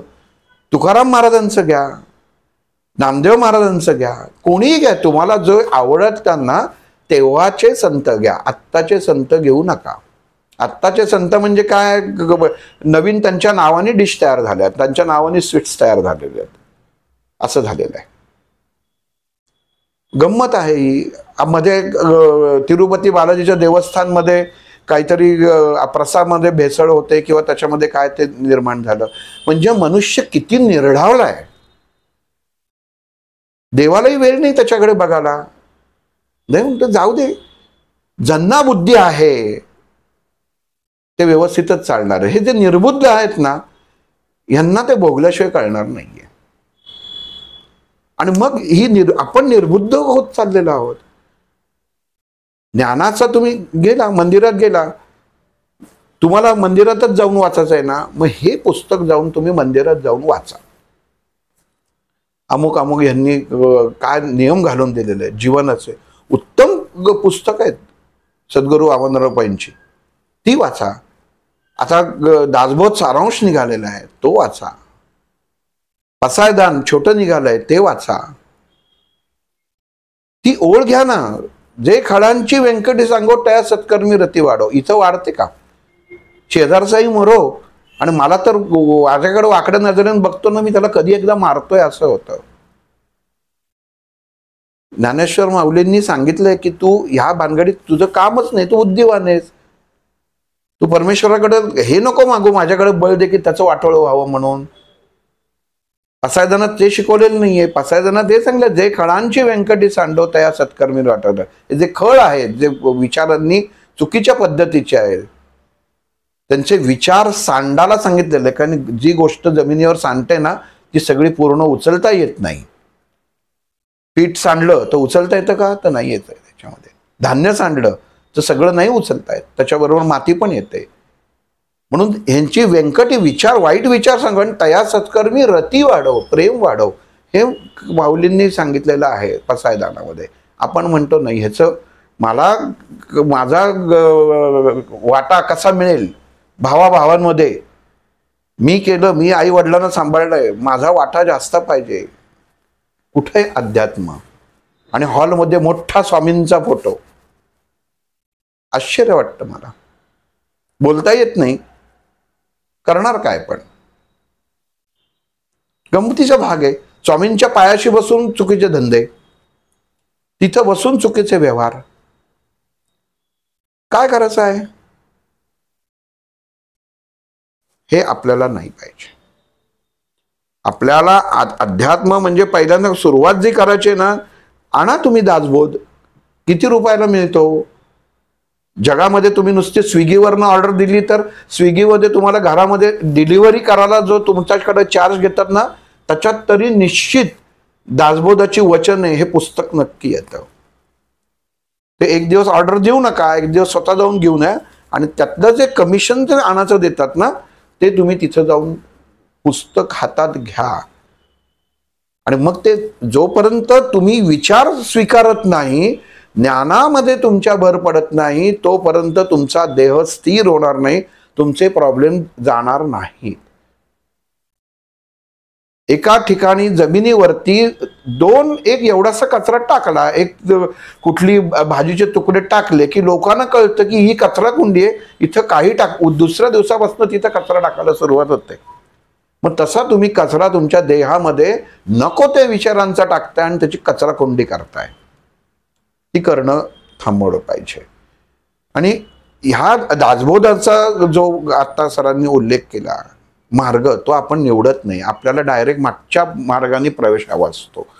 जर आमची ओळख आहे का, ओळखीने बघू काय जमतंय का आपलं, मुख्य मार्गाने जा. मुख्य मार्गाने स्वतःला सवय ठेवा. तुम्ही लहानपणापासून मुलांना सवय लावता की चोऱ्या माऱ्या कशा करायच्या. नाही, मी आयुष्यात सगळं चांगलं केलं, मी कधीही कोणाला छळलं नाही, कोणालाही काही केलं नाही, कुठेही काही नाही. पण मग बालाजीला गेल्यानंतर थोडासा वशिला लावला, थोडेसे पैसे दिले आणि मग दर्शन घेतलं. मग हे काय केलं? मग मुलाला ती सवय लागते की आपले वडील असं अशा पद्धतीने कार्य करतात. झालं त्याचं पुढचं म्हणजे संस्कार तेच आहेत. आता 2 दिवसापूर्वी एक मानसशास्त्राचा जेव्हा विषय शिकवत होतो तेव्हा झालं की UK मध्ये ही पद्धतच आहे की संध्याकाळी 5 वाजता लॅपटॉप बंद करायची. 5 नंतर तिथं काम करतच नाहीत. आम्हाला तो वेळच नाही, आम्ही 24 तास त्याच्यामध्ये आहेत. आम्हाला फक्त तुम्ही सांगा हातात काय घालू, गळ्यात काय घालू, हे तुम्हाला मी 1400 रुपये देतो, हे 1500 रुपये देतो, तुम्ही करा काय करायचं ते. माझं गणित व्यवस्थित चाललं पाहिजे, असं होत नाही. दादा ते तुम्ही लास्ट एका एपिसोड मध्ये तुम्ही ते माळ सांगितली होती ना हातात घालायची, हो 2 दिवसापूर्वी माझ्या पोरीच्या हातात बघितली. 550 ला विकत घेतली. त्याच्यामध्ये म्हणजे काय होतं की ती मग काय होईल, मग ती मुलगी अभ्यास करणार नाही. मग ती म्हणत माझ्या हातात काहीतरी मला एक असं शस्त्र मिळालेलं आहे की ज्याच्यामुळे कोणाचं काही होणार नाही. असं नाही होत. स्वरूपानंदांनी सांगितलंय राम नाम जपाकंठी पाप जाई उठाडे. राम नामाने पाप जाते. ह्या भौतिक गोष्टी नको आहेत आपल्याला. आणि म्हणून हीच वेगळं खरं सांगायची गरजच नाही. ज्ञानेश्वरी, दासबोध हे आपल्या घरामध्ये तुमच्या सुद्धा असतील. म्हणजे बघा, आपण म्हणतो ना आई वडील वाचायचे तिथे ठेवा आतमध्ये वरती फळीवर वगैरे असे सगळं त्याच्यामध्ये ते ठेवलेले असतात. तर ते नाही, ते काढा आणि ते वाचा. कारण जोपर्यंत तुम्ही हे, आणि हे तुम्ही मला प्रश्न विचारा ना की मी हा दासबोधामध्ये ह्या ओळीमध्ये अडकली आहे, मी तुम्हाला 1 नाही 2 तास देतो त्याच्यावरती कारण नंतर तुम्हाला गरजच लागणार नाही कुठल्या सल्ल्याची, कारण तुम्हाला ते कळून जाणार आहे. माझ्या गुरूंनी एकदाही सांगितलं नाही तुझं बुध खराब आहे म्हणून त्याच्यामध्ये हे खराब आहे, त्याच्यामध्ये ते खराब आहे, कधीच नाही. फक्त ज्ञानामृत दिलेलं आहे आणि त्याच्यावरनं सगळ्या गोष्टी व्यवस्थित छानपैकी होतात. ज्ञान मिळालं बास झालं. कशाला आपल्याला त्या गोष्टीतनं जायचंच नाही. अमुक हे उतरवा, त्याला तिकडं. कुत्र्याला तुम्ही तुमचं मुलगा चांगला होण्यासाठी का काळ्या कुत्र्याला खायला घालता? तसं घाला ना खायला, तसंच खायला घाला. अपेक्षा कशासाठी? म्हणजे मला काहीतरी मिळालंच पाहिजे ही अपेक्षा ठेवणं बंद करा. निस्वार्थ भावनेने करा. हे जे आपण महाराजांची जी चरित्र किंवा हे बघतो त्याच्यात गोण्या भरून ठेवलेल्या नव्हत्या मठांमध्ये, पोतीच्या पोती लावलेली नव्हती. एक जेवढं मुठभर 4 घरी फक्त भिक्षा मागायची तेवढं शिजवायचं. शिजवलेलं पहिलं पाण्यातला ह्यांना टेंबेस्वामी द्यायचे आणि तेच काढून नंतर खायचे उरलेलं. आधी समाजाचं भान आपण किती जण खातो? नाहीच खात. आपण अर्धी पोळी जरी कमी करायचं म्हटलं ना तरी करत नाही. आणि जर मग कधी होतं हे? मग देव म्हणतो ठीक आहे का, बरं मग आपण असं करू, ह्याच्या आतनं मला हे कर्म तर करून घ्यायचं आहे, पण आता याला करायचं काय? मग शेवटी तो सुद्धा विश्वनिर्माता काहीतरी त्याला काहीतरी प्रयोजन करायला पाहिजे. मग एक संकट टाकून देऊ ह्याच्यावरती. मग हा त्या गुरुजींकडे जातो, कारण त्याचाही चरितार्थ भराचा असतो. तुम्ही एक काम करा, जेवाच्या अगोदर एक घास काढून ठेवा, तो कावळ्या मुंग्यांना द्या, वरती नेऊन ठेवा, मग मात्र हा तो घास काढून ठेवतो. अरे पण अगोदरच जर त्याच्यामध्ये जो ठेवला असेल, चित्रावती घालतात साऊथमध्ये काही ठिकाणी. म्हणजे मी साऊथमध्ये एका ठिकाणी मागं देवळला जायचं, खूप वर्ष झाली त्याला जायला, की ते आपण कसं की आपलं पान स्वच्छ करतो, पण ते थोडं ठेवायचं. मला ती गंमत कळली नाही. आणि त्यांचे गुरु पण ठेवायचे. म्हटलं अरे यांनी घास का ठेवला, कशासाठी ठेवला? मी त्यांना जेव्हा विचारलं तर ते म्हणले की ते धुतल्यानंतर ती जे किडे कीटक आहेत ना त्यांना ते अन्न जातं. म्हणजे तिकडची पद्धत तशी होती. एवढासा घास ठेवायची, अन्न टाकायची नाही, की मला नको आहे म्हणून त्याच्यामध्ये टाकायची नाहीये. आणि म्हणजे माझे गुरु कायम म्हणायचे, कावळ्या चिमणे किंवा कोणी असेल ना त्याच्यासाठी वेगळा घास करू नका, तुमच्यातला एक घास द्या, म्हणजे ती एकरूपता राहते. त्यांना वेगळं म्हणजे काय, हे त्याच्यावर कावळा थोडंच तूप खातो, त्याच्यावर तूप नको घालू. बघा हे मनुष्य कुठं अडकतो ना, अशा ठिकाणी अडकतो. मग तुम्ही जे खाताय ना तेच त्याला द्या. त्याच्यात आणि त्याच्यात तुम्ही जर भेद मानलात तर उपयोग नाही. म्हणून तर माऊलींनी रेड्याच्या मुखातनं वेद म्हणून घेतले ना. एकरूपता होती, त्याला वेगळं आणि मला वेगळं. मग नुसतं नावच होतं, त्या रेड्याचं नावही ज्ञानदेव होतं, ज्ञानाच होतं. पण मग आपण काय केलं, व्हावा माऊलींनी रेड्याच्या मुखातनं वेद म्हणून घेतले नाही.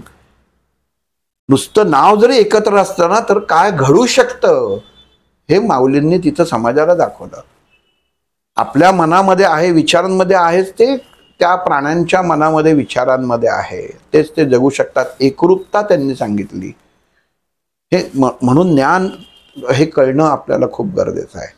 आणि ह्याच्या मला ना तुम्हाला सर थांबवतो, तुम्ही जिथं एक्झाम्पल दिला ना, पण त्याच्यामध्ये मला कसं होतं की कित्येकदा ना की आपण त्या व्यक्तीने अर्धी पोळी काढून ठेवली, रात्रभर तो विचार, मी अर्धी पोळी कमी खाल्ली, रात्री मला झोप लागेल का? मी हा एक्झाम्पल का घेतो माहिती आहे की लोक स्वतःला असं कंडिशनिंग आणि प्रोग्रामिंग करून घेतात की आपल्याला काहीतरी झालं, आपल्या काहीतरी कमी आहे. पण हेच जर आपण पॉझिटिव्हली कसं वापरायचं? नाही, आता हे कसं आहे की मुळात पहिलं सांगतो की मनुष्याचा जीव जे आपण दहाव्याला कावळ्याला नेऊन ठेवतो त्याच्यात, तिथं काय ठेवतो नेऊन? फक्त खाणं ठेवतो. माणसाचा जीव जो अडकतो हा फक्त आणि फक्त वासनेत अडकतो. म्हणजे आपण काही माणसं सुटत नाहीत, म्हणजे त्यांचा जीव जातच नाही, तर तो वासना ही एका गोष्टीतच अडकलेला असतो. जर असं धरून चालू आपण, असं जर सरांनी जसा प्रश्न विचारला की एखाद्याचा जीव लॅपटॉपमध्ये अडकला, गुरुजींनी सांगितलं की ह्यांचा जीव लॅपटॉपमध्ये अडकलाय, तो लॅपटॉप तुम्ही दहाव्याच्या इथं पिंडाच्या इथं घेऊन या. तर लॅपटॉपला कावळा शिवला की तो लॅपटॉप तिथंच देऊन टाकायचा, पिंड मोकळा. कराल का तुम्ही? त्याची किंमत कराल लगेच. लॅपटॉप आहे, त्यांचा लॅपटॉपमध्ये कधीच जीव नव्हता. मग काय फक्त त्या एवढ्याच ह्याच्यामध्ये असेल का की त्याला शिवलं? तो एक ती क्रिया आहे, हेही मान्य आहे की पिंड ही एक क्रिया आहे. तांदूळ असतो, तांदूळाचा गुणधर्मच तो आहे की प्रवाह आणि जे दाखवणं हा तांदूळाचा गुणधर्म असतो की ती आपल्याला ती शिकवते. पण आपण 10 पदार्थ त्या व्यक्तीचे आवडते त्यावेळी घेऊन जातो.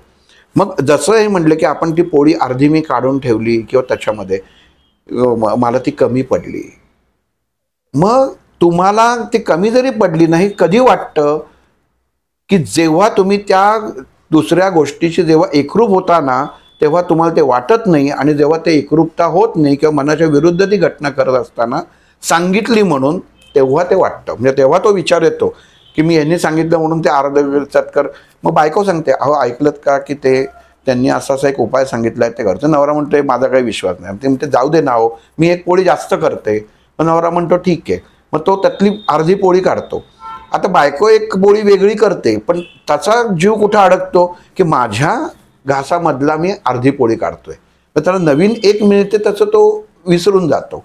हे वासनामध्ये मनुष्य जेव्हा अडकतो ना, वासनेत, तेव्हा या गोष्टी घडायला सुरुवात होते. म्हणून वासनेमध्ये कधीही अडकू नये. कुठलाही जीव जो अडकतो हा फक्त आणि फक्त वासनेत अडकतो. मग ती इस्टेटची असो किंवा विचारांची असो, प्रेम ही सुद्धा वासना आहे. प्रेमात अडकतो. पण भौतिकतेत कधी कोणाचा आयफोनमध्ये जीव अडकलाय वगैरे ह्या अशा गोष्टी होत नाहीत किंवा त्या असं कधीच होत नाही. आणि कावळा शिवला म्हणजे आता हा मुक्त झाला, तर असंही होत नाही. हा सगळ्यात मोठा गैरसमज आहे की कावळा शिवला म्हणजे ते ह्याच्यात. ते फक्त काय झालं की एक पास फक्त मिळाला की पुढच्या दरवाज्यापर्यंत पोचायला तो पास मिळाला, एवढंच असतं. म्हणजे मी जे तुम्हाला सांगतोय की गरुड पुराण का वाचा, क्रिया कळल्या पाहिजेत की आपण काय करतोय. नुसतं गुरुजींनी सांगितलं 9व्यापासून या, 10व्याला बसा, मग 11, 12, 13, क्रियाच माहीत नाही. आपण काय करतोय हे माहीत नाही. मग ते माहिती असायला पाहिजे ना की आपण काय करणार आहोत आणि काय नाही. ह्याचं ज्ञान असणं खूप गरजेचं आहे. म्हणून ज्ञानाची भक्ती ज्ञानानेच करावं. आणि अजून ह्याच्यामध्ये की अन्नदानाने पिंडदान होत नाही. बऱ्याच जणांना सवय असते की आता माझ्या आईची, माझ्या वडिलांची तिथी आहे, काय ते मी ते श्राद्ध करू शकत नाही, मग मी अमुक मठात जाऊन अन्नदान केलं, मग तिथं अन्नदानाला पैसे दिले. तर तसं होत नाही. म्हणजे हे मुद्दामून सांगतात, ते तुम्ही एक्स्ट्रा करा, पिंडदान करा. पिंडदान म्हणजे काय, ते गुरुजींनाच बोलवलं पाहिजे आणि त्याच्यामधनं केलं पाहिजे, तर असं काहीही नाही.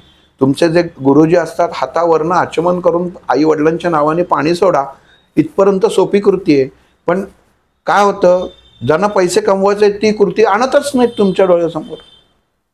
आपण पिंडदान करा असे कर. म्हणजे जी श्राद्ध वर्षाची केली जातात ते हिरण्यक तटावरचं श्राद्ध पण म्हणतात, तासाभरात होतं, 1200 ते 2000 रुपये खर्च येतो. पण काही जण म्हणतात नाही, पिंडदानच करा. श्लोक तेच असतात. पसायदान वाचलत काय आणि ज्ञानेश्वरी वाचलं काय, 9000 ओव्यांचे प्रत्येक अध्यायातलं एक ओवी घेऊन पसायदान लिहिलेलं आहे, सारांश लिहिलेला आहे. वैचारिकता किंवा ज्ञान तेच आहे. मग इथं सुद्धा तुम्ही जीवन जगताना, हे करताना आपण पुढची कृती का करतोय ना, हे माहिती असणं गरजेचं असतं की मी का करतोय कृती. आणि म्हणून ह्या गोष्टी आणि या सगळ्या लकीली दासबोधामध्ये तुम्हाला याची सगळी उत्तर सापडतील. दासबोधात गाथेमध्ये पण सापडतील. प्रत्येक मोह, मत्सर, माया, अहंकार काम, क्रोध, मोह, मत्सर, अहंकार हे सगळे रिपूंची वर्णन तुम्हाला नामदेव महाराजांच्या एकनाथी भागवतामध्ये सगळं आढळून येईल. बाकीच्या याच्यामध्ये गरज नाही. आत्म स्वच्छ करा. म्हणून म्हटलं की एवढं सगळं जमत नाही ना, एवढं जाड जमत नाही ना. पुण्यात असाल, इथं नेर्लेकरांकडे तुम्हाला वामनराव पैंची पुस्तकं आणि बहुतेक जोशी वडेवाल्यांची इथं त्यांची पुस्तकं मिळतात. एकतरी घ्या. 20-30 रुपयाचा 20 रुपयाचा वडा घ्यायच्या बरोबर 10 रुपयाचं एक पुस्तक घ्या, ते घ्या. पण अंतर्मनाला तयार करा. बाह्य हातात काही घालायचंच नाही, हातात घड्याळच पाहिजे, किती त्याच्यामध्ये हे पाहिजे की तेच सगळं मी गोष्टी करणार. औषधोपचार अशा अनुषंगाने काही जर गोष्टी केल्या असतील, आता काही संशोधन होत चालले ते चालले आहेत की त्या अनुषंगाने काही गोष्टी वापरल्या जातात, ती गोष्ट वेगळी, पण ती शास्त्राला धरून हवी, अशास्त्रीय नसावी. म्हणून आपण कुठल्याही परिस्थितीमध्ये देहाशी आणि आपल्या स्वतःच्या मनाशी पहिल्यांदा कशी आपली सांगड घालता येईल. आपण वाचतो ती पोथी, आपण आत्तापर्यंत काय वाचलो, आपण त्याच्यामधनं काय शिकलेलो आहे, हे कधी माणसाच्या लक्षात राहत नाही. दुसरं सांगितले म्हणून सांगतात. शाबरी विद्या असो, त्याच्यानंतर नवनाथांचा असो, किती मोठमोठे शब्द असतात. मला आठवत आहे, म्हणजे हे ना नवनाथांचे अवतार आहेत. म्हटलं बरं, मग म्हणजे एवढं काहीतरी नवनाथांचं म्हणजे हळू आवाजात का बोलतो, खणखणीत आवाजात सांग ना. हे नाथांचे अवतार आहेत असं मोठ्याच सांग, असं एवढं बारीक आवाजात का सांगतात. आभास आणि या सगळ्या गोष्टी तयार करणार, काही त्याच्यामध्ये गरज लागत नाही. आपल्याला जे गोष्ट आहे, अघोरी साधू त्यातनं जादू काढून देतात. अरे पण आपण एवढं बघतो का की ते आपण ज्याची सेवा करतो त्याच्याच चरणी ते सुद्धा त्याचीच भक्ती करत असतात, त्याच देवीची भक्ती करत असतात, त्याच विष्णूची भक्ती करत असतात. मग त्याला ती अघोरी कृतीपर्यंत जायची गरजच काय तुम्हाला.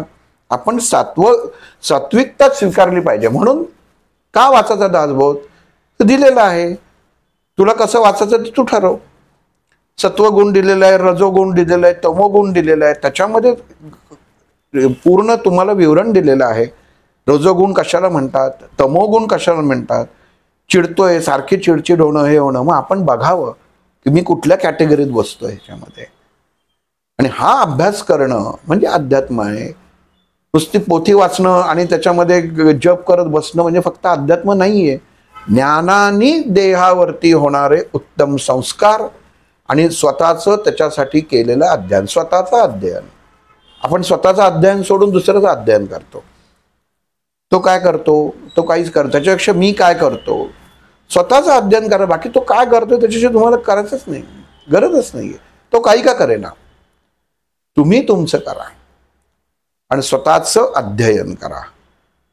निदान आणि कसं सुरुवात करायची मागेही सांगितलं होतं, परत एकदा सांगतो. प्राणायामाने सुरुवात करा. पण आम्हाला प्राणायाम जमत नाही, 5 वेळा नुसता श्वास घ्या आणि सोडा, एवढं तरी जमायला पाहिजे. एवढं साधी सोपी पद्धत आहे. त्यांनी बसा. पद्मासनात बसता येत नाही, खाली बसता येत नाही, लाकडाच्या खुर्चीवर बसा. आणि घरामध्ये जे आजारी व्यक्ती आहेत ना, त्यांना कधी मेंदू कसा त्यांचा कार्यान्वित राहील हे बघा. त्याच्यावरती बाहेरचे बाह्य उपचार शोधायला जाऊ नका. आधार द्या. जीवनामध्ये तुम्हाला आधार मिळणं हे खूप मोठी गरजेची गोष्ट असते. आणि जर ज्ञानाचा आधार जो असतो ना, तो मनुष्याला कधीही खचवत नाही. म्हणून ज्ञानाचा आधार आजपासून सुरुवात करा. काहीतरी वाचायला. मी काहीतरी वाचतो, त्या ब्रॉडकास्टमध्ये त्याच्यामध्ये तुम्ही येऊन काही घेतच नाही. त्याच्यात काहीतरी घ्यायला पाहिजे. आपण इतक्या काही चांगले विषय असतात, पण आपण फक्त काय रेडीमेड मला रेमेडीज काय मिळते ना तेवढंच फक्त ऐकतो. हे चुकीचं आहे. तर ते न ऐकता मला ज्याच्यातनं ज्ञान प्राप्त होईल, ज्ञानेश्वरी प्राप्त होईल, सगळ्या भाषांमध्ये असते, ते सुरुवात करा. आणि ज्ञानाच्या दृष्टिकोनातून तुम्हाला कुठला विचार असेल, कुठं अडलं की मला याच्यात नाही, मला नक्की कॉल करा. मी सांगेन तुम्हाला. पण मला त्याच्यात हे केलं की माझ्या मुलाच्या लग्नासाठी मी अमुक व्रत करू का, त्याचं करू, तर मी उत्तर देणार नाही. कारण ज्याची गरजच नाही आहे. तुम्हाला जी गरज आहे ती ज्ञानाची गरज आहे. एक मुलगी आत्ता मला कालच एकांची मुंबईवरनं त्याच्यात सांगितलं, मुलगी लग्न म्हणजे मुलीचं लग्न होत नाहीये. म्हटलं का होत नाही? तिचं शिक्षण उच्च आहे, ती उच्च पदावर आहे, आणि मुलं येतात ना ती म्हणे बुटकी येतात, किंवा काही काही जणांचे केसच विरळ असतात, काही काही जणांचा चष्माच असतो, काही काही जणांना म्हणजे ते आई वडिलांना सोडून राहणारे नसतात. आता हे मुलीचे वडील सांगतायत, आता ह्यांना त्याला मी काय सोल्युशन द्यावं तुम्ही सांगा? एक्सपेक्ट काय? मी काय करावं? ह्याचा कुठल्या ग्रहांचा दोष आहे? कुठल्या पूर्वकर्माचा कुठला दोष आहे? नाही, हा दोष मुलीचा आहे. मग त्यांना म्हटलं मुलीला फोन द्या. म्हटलं बाई ग, तुला अगदी चांगला केसाळ चांगला तू सांगितला सगळा तुला नवरा मिळाला, आणि असं धरून चाल. पुढच्या महिन्यामध्ये काही कारणानं त्याचे केस गळून तो टक्कल पडलं त्याला, तर तू घटस्फोट घेणार का? पण तिने मला उत्तर हुशार होती त्याच्यामध्ये. पण काका कसं आहे ना, आपण घेताना चांगलंच निवडून घ्यावं ना, कशाला आपण त्याच्यामध्ये करावं? म्हटलं बाई बरोबर आहे तुझं. मग तू तुझा जोपर्यंत चांगलं हातात येईल ना तोपर्यंत तू म्हातार होशील. म्हटलं दिलीप कुमारचं तुला एक वाक्य सांगतो. म्हटलं बाळा, दिलीप कुमार कायम बघा, तो कधी म्हातारे जरी झाले ना तरी ते कोटामध्ये वगैरे सगळे असे असायचे, आणि ते खचले कधी माहितीये? एका कार्यक्रमामध्ये इतकं त्यांची ब्रेनची हे इतकी चांगली होती, तब्येत चांगली होती, सगळं व्यवस्थित होतं, पण एका कार्यक्रमामध्ये त्यांचा उल्लेख असा झाला, कोणे एकेकाळचे सुपरस्टार. बाजूला अमिताभ बच्चन होते, पण ज्यांनी मुलाखत घेतली त्यांनी म्हणजे अमिताभ बच्चन, राजेश खन्ना आणि दिलीप कुमार असे एका मंचावर होते, आणि त्यांनी मुलाखत घेतलं की ओळख करून दिला, कोणा एकेकाळचे सुपरस्टार. हा कोणा एकेकाळचा जो शब्द आहे हा दिलीप कुमारांना टोचला, बोचला, आणि त्यांना असं वाटलं की म्हणजे माझं अस्तित्व आता नाही झालं. मग आपण निवड करता म्हणजे कितीही तुम्ही जरी केलं ना तरी शेवटी कधीतरी कोणे एकेकाळच पाठीमागं लागणार आहे, कोणे एकेकाळची अभिनेत्री, तेव्हा जीव टाकायचा आहे. आता चेहरा सुद्धा बघासा वाटत नाही, निसर्गाचा नियम आहे. पण हे जर ज्ञान असेल तर ज्ञानामध्ये तुम्हाला रूपात नाही तर अंतर्मनातलं सौंदर्य दिसतं. रूपात बाह्य स्वरूपातलं सौंदर्य बघायला कधीही जाऊ नये. नाहीतर मग सगळे फक्त पांडुरंगाकडे कोणीच गेलं नसतं, कृष्णाकडेच गेले असते. पांडुरंगाचं रूप कसं आहे, त्याला ह्याच्यामध्ये केल्यानंतर गोरापान पांडुरंगाचं मूर्ती कुठे बघितलीत का तुम्ही? नाहीच बघायला मिळणार. अंतर्मन बघितलं लागतं. अंतर्मनामध्ये काय जे आहे ना ते महत्वाचं असतं. म्हणून आपल्या अंतर्मनाशी जोडलं गेलं पाहिजे. आणि मी तर असं त्याच्यामध्ये म्हणजे सरांना रिक्वेस्ट करीन की दासबोध किंवा ह्याच्यामध्ये हे करून दासबोधावरती आपण ह्याच्यामध्ये काय समाजाला देऊ शकतो, दासबोधाची नीतिमूल्य काय, ठीक आहे असं होऊ शकतं, कळत नाही. काही काही वेळा भाषा अशी असते, मलाही कळायची नाही. मला गुरूंनी 14 वेळा एक गोष्ट समजवलेली आहे की काही वेळा कळत नाही, आपल्या समोर सहज शब्द समोर असतं पण ते आपल्याला कळत नाही. म्हणजे बघा, आता मी एक याचा मानसचा क्लास घेतो की त्याच्यामध्ये मी एखादा शब्द देतो, रोको मत जाने दो, या शब्दाचा अर्थ काय असं सांगतो. या शब्दाचा अर्थ काय होतो की रोको मत जाने दो, म्हणजे जाऊ दे, थांबवू नको. पण जर ज्ञानी असेल तर तो काय म्हणेल, रोको मत जाने दो. अर्थ दोन निघतात बघा, रोको मत जाने दो. तसं अध्यात्म आणि आपली वृत्ती ह्याच्यात कुठं पॉज घ्यायचा, कुठं थांबायचं हे आपल्याला कळलं पाहिजे. म्हणजे अध्यात्म आहे ते काल्पनिकतेने कृत्रिमरित्या गोळ्या जर करायचा प्रयत्न केलात ना तर आपली कधीही उत्तम प्रगती होणार नाही, अधोगती होईल. आणि मग नंतर बाकीचे मग डोकं दुखणं, मग हे सगळे रोग आणि भोग हे जोडून येतात त्याच्यामध्ये. म्हणून एक नियम कधीही करा, पहिलं चिंतन, मग त्याच्यासाठी एक पान वाचा, एक पान पुरेसं आहे, एकच पान वाचा. दुसरं मनन, मी काय जे वाचलं हे आज मी एक पान वाचलं हे मनाशी ठरवा की याच्यातनं सुंदर विचार मिळाले, अजून आपले त्याच्यात भर घाला. आणि तिसरं कथन, हे तुमच्या निर्माण झालेले मनामध्ये जे विचार आहेत ना, ते मुलाला, पत्नीला, नवऱ्याला, मैत्रिणीला हे सांगा की मी आज हे पान वाचलं, मी असा विचार केला आणि ते कथन झालं. बघा तुमचे प्रॉब्लेम सॉल्व्ह व्हायला सुरुवात होईल. ह्यानी होईल, ज्ञानाने होईल. दासबोध उघडा, पहिलं पान उघडा, घाबरू नका काय वाचू, आणि डायरेक्ट वाचू नये, पहिल्या ओळीपासनं सुरुवात करावी. हे जर केलं तर जीवन सुसह्य आहे. आणि ह्या बाबतीत कोणीही प्रश्न विचारले, कधीही उत्तर द्यायला ज्ञानाच्या बाबतीत मी समर्थ नक्कीच आहे. माझ्या जेवढं मला ज्ञान प्राप्त झालंय माझ्या गुरूंकडनं, मी सर्व ज्ञानी नाही. आणि अजून एक गोष्ट क्लिअर करू शकतो की मी गुरुजी नाही. मला बहुतेक जण गुरुजी म्हणतात. मी तुमच्यासारखाच आहे, सेवकच आहे. आज साधना करतो. मी कुठली साधना करतो नाही, मी माझ्या गुरुप्रती, फक्त माझ्या गुरुप्रती मी समर्पित आहे. सगळे त्याच्यामध्ये येतात. माझ्याही ऑफिसमध्ये समर्थांचा फोटो आहे, यांचा फोटो आहे, पण माझं समर्पण जे आहे ते फक्त माझ्या गुरुपाशी आहे. कारण एकच त्याच्यामध्ये मला पुरेसं आहे. 10 ठिकाणी मी जरी आले की आता तुम्ही इकडं हे करा, तिकडं करा, आपण जावं, ज्ञान घ्यावं, बाकी सोडून द्यावं. बाकी काय करायचं आहे आपल्याला, त्याची गरज नाही. आणि आपल्या जे गुरुनी, जो ज्ञानाचा गुरु खूप महत्त्वाचा आहे. ज्ञानगुरु ह्या जगतामध्ये प्राप्त होणं खूप अवघड गोष्ट आहे. आणि तुम्हाला काही काही कामधंद्याला लावून तुम्ही अमुक करा, तमुक करा, हे फेटे घाला, हे खेटे घाला, मग अमुक करा, तेवढी दक्षिणा द्या, हे करा, हे सांगणारे गुरु तुम्हाला प्रचंड भेटतील. हे तुम्ही लक्षात ठेवा. त्यांचे आयुष्याचे हप्ते भराचं काम तुम्ही करत असता, बाकी काही नाही. आणि मागं जाऊन अभ्यास करा. रतन टाटा बघा, रतन टाटांचं तुम्ही विचार करा, सुधा मूर्तींचं बघा. ते काय अध्यात्म जगत नाहीत का? जगतात. पण त्याच्यामध्ये त्यांचे आदर्श काय आहेत किंवा काय आहे ह्याचा तुम्ही अभ्यास करा ना. हे असल्या कुठल्या गोष्टींनी ते पुढे आलेले नाही आहेत. त्यांच्या कुठल्या तुम्हाला इमारतीमध्ये वगैरे कुठं तुम्हाला फेंगशुई आणि वगैरे टांगलेलं वगैरे काही दिसणार नाहीये. कारण फक्त आणि फक्त उत्तम कर्मावरती विश्वास. मग आपलं कर्म उत्तम असेल तर आपली जी आतनं जी गोष्ट घडते ना ती उत्तमच घडते. त्याच्यामध्ये हेच नसावं, दुमतच नसावं की मी जे करतोय ते उत्तमच करतोय. आणि जिथं वाटेल तिथं तर ते त्या ज्ञानमार्गाने ते स्वीकारावं असं मला वाटतं.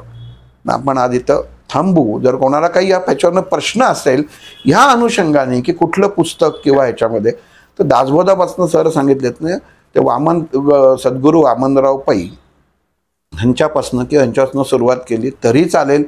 त्याच्यात तुम्ही म्हणाल माझ्याकडे हे आहे, तुमच्याकडे जे आहे ते त्यातनं कुठलंही पुस्तक हे ज्ञानाचं पीठ आहे. त्याला ज्ञानपीठच म्हणतात. ते तुम्ही स्वीकारा उत्तम. पण अशी पुस्तकं स्वीकारू नका. मृत्यूनंतरचं जीवन आत्ता आहे ना, ते जीवन उत्तम केलं ना तर पुढचं सगळं उत्तम आहे.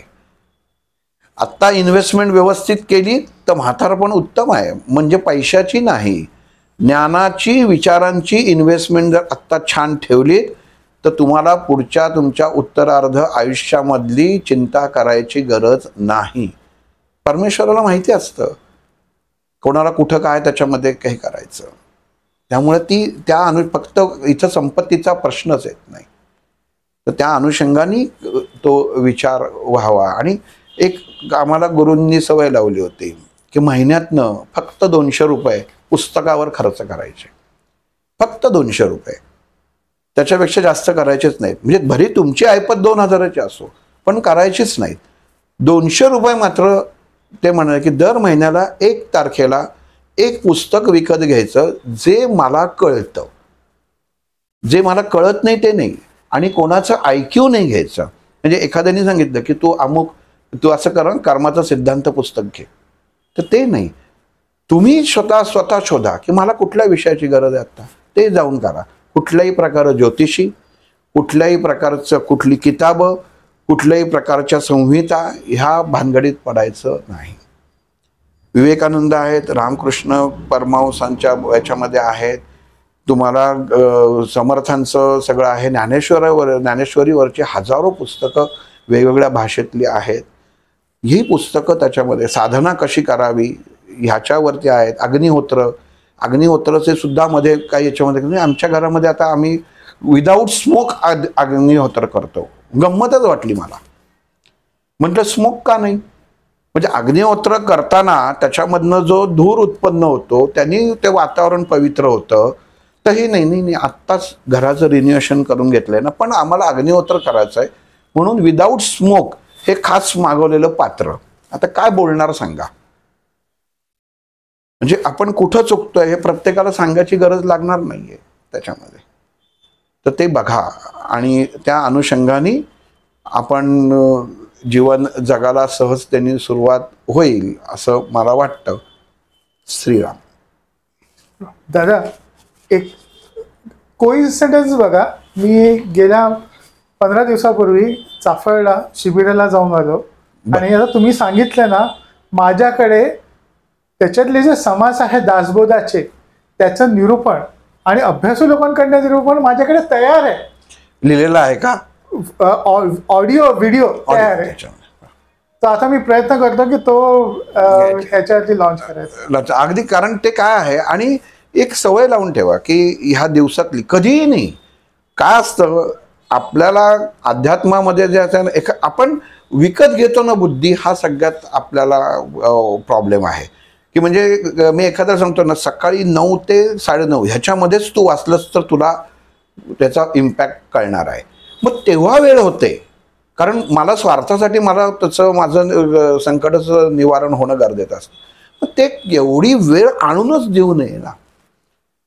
एवढी वेळ आणण्यापेक्षा आपल्याला रोजचा एक असा अर्धा तास पाहिजे, अर्धा तासच पाहिजे की ज्याच्यामध्ये आता सर म्हणले की त्याच्यात ऑडिओ दिला ना, तो अर्धा तासाचा ऐका, चिंतन म्हणजे पहिल्यांदा स्वीकारला, मग ते मनन करा आणि मग मी ऐकलं, आज हे ऐकलं, त्याचं कथन करा.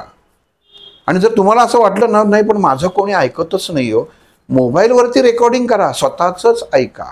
तो आहे ना ऐकायला, ज्याच्यासाठी तुम्ही 70-80 हजार रुपये मोजलेत ना, तो ऐकायला आहे. आणि सगळ्यात महत्त्वाचं म्हणजे कोणी नसेल तर तो ऐकणारा आहे.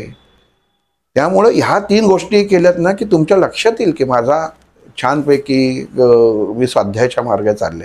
वेगळा स्वाध्याय काही नसतं कुठंही त्याच्यामध्ये. हे दीक्षा वगैरे सुद्धा जे तुम्हाला सांगतो की दीक्षा हा प्रकार खूप झालेला आहे की अमुक ठिकाणी या आणि मग ते दीक्षा देतात. दीक्षा या शब्दाचा अर्थच कळत म्हणजे एक सरांना रिक्वेस्ट करीन किंवा त्यांना विनंती करेन की दीक्षा आणि एखाद्या गोष्टीला आपण एक विद्यार्थी तयार करतात की नाही, संस्कार आणि दीक्षा आपण एक एपिसोड करू.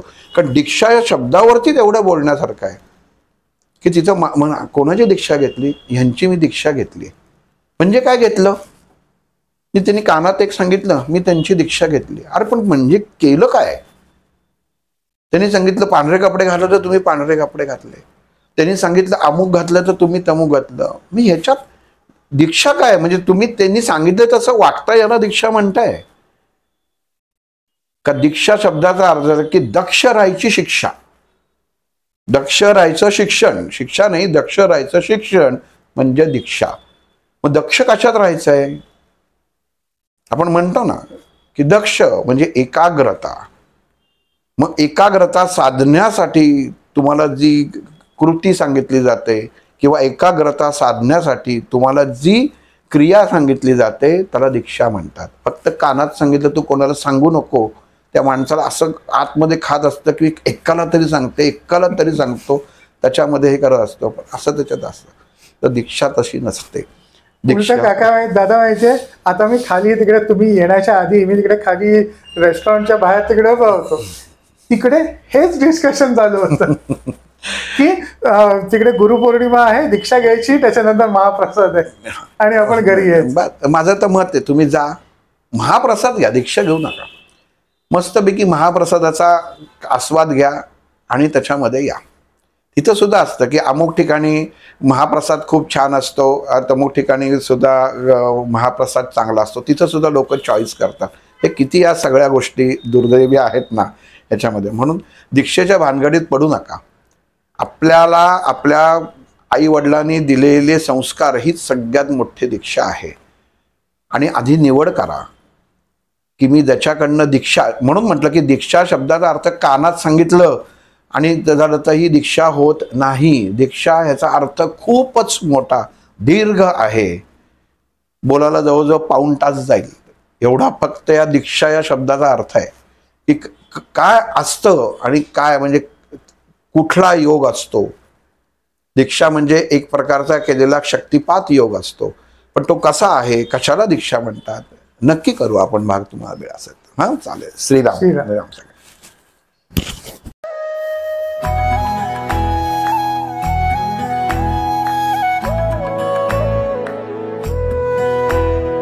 अध्यात्मावर अशीच माहिती मिळवण्यासाठी देव माझा चॅनलला सबस्क्राईब करा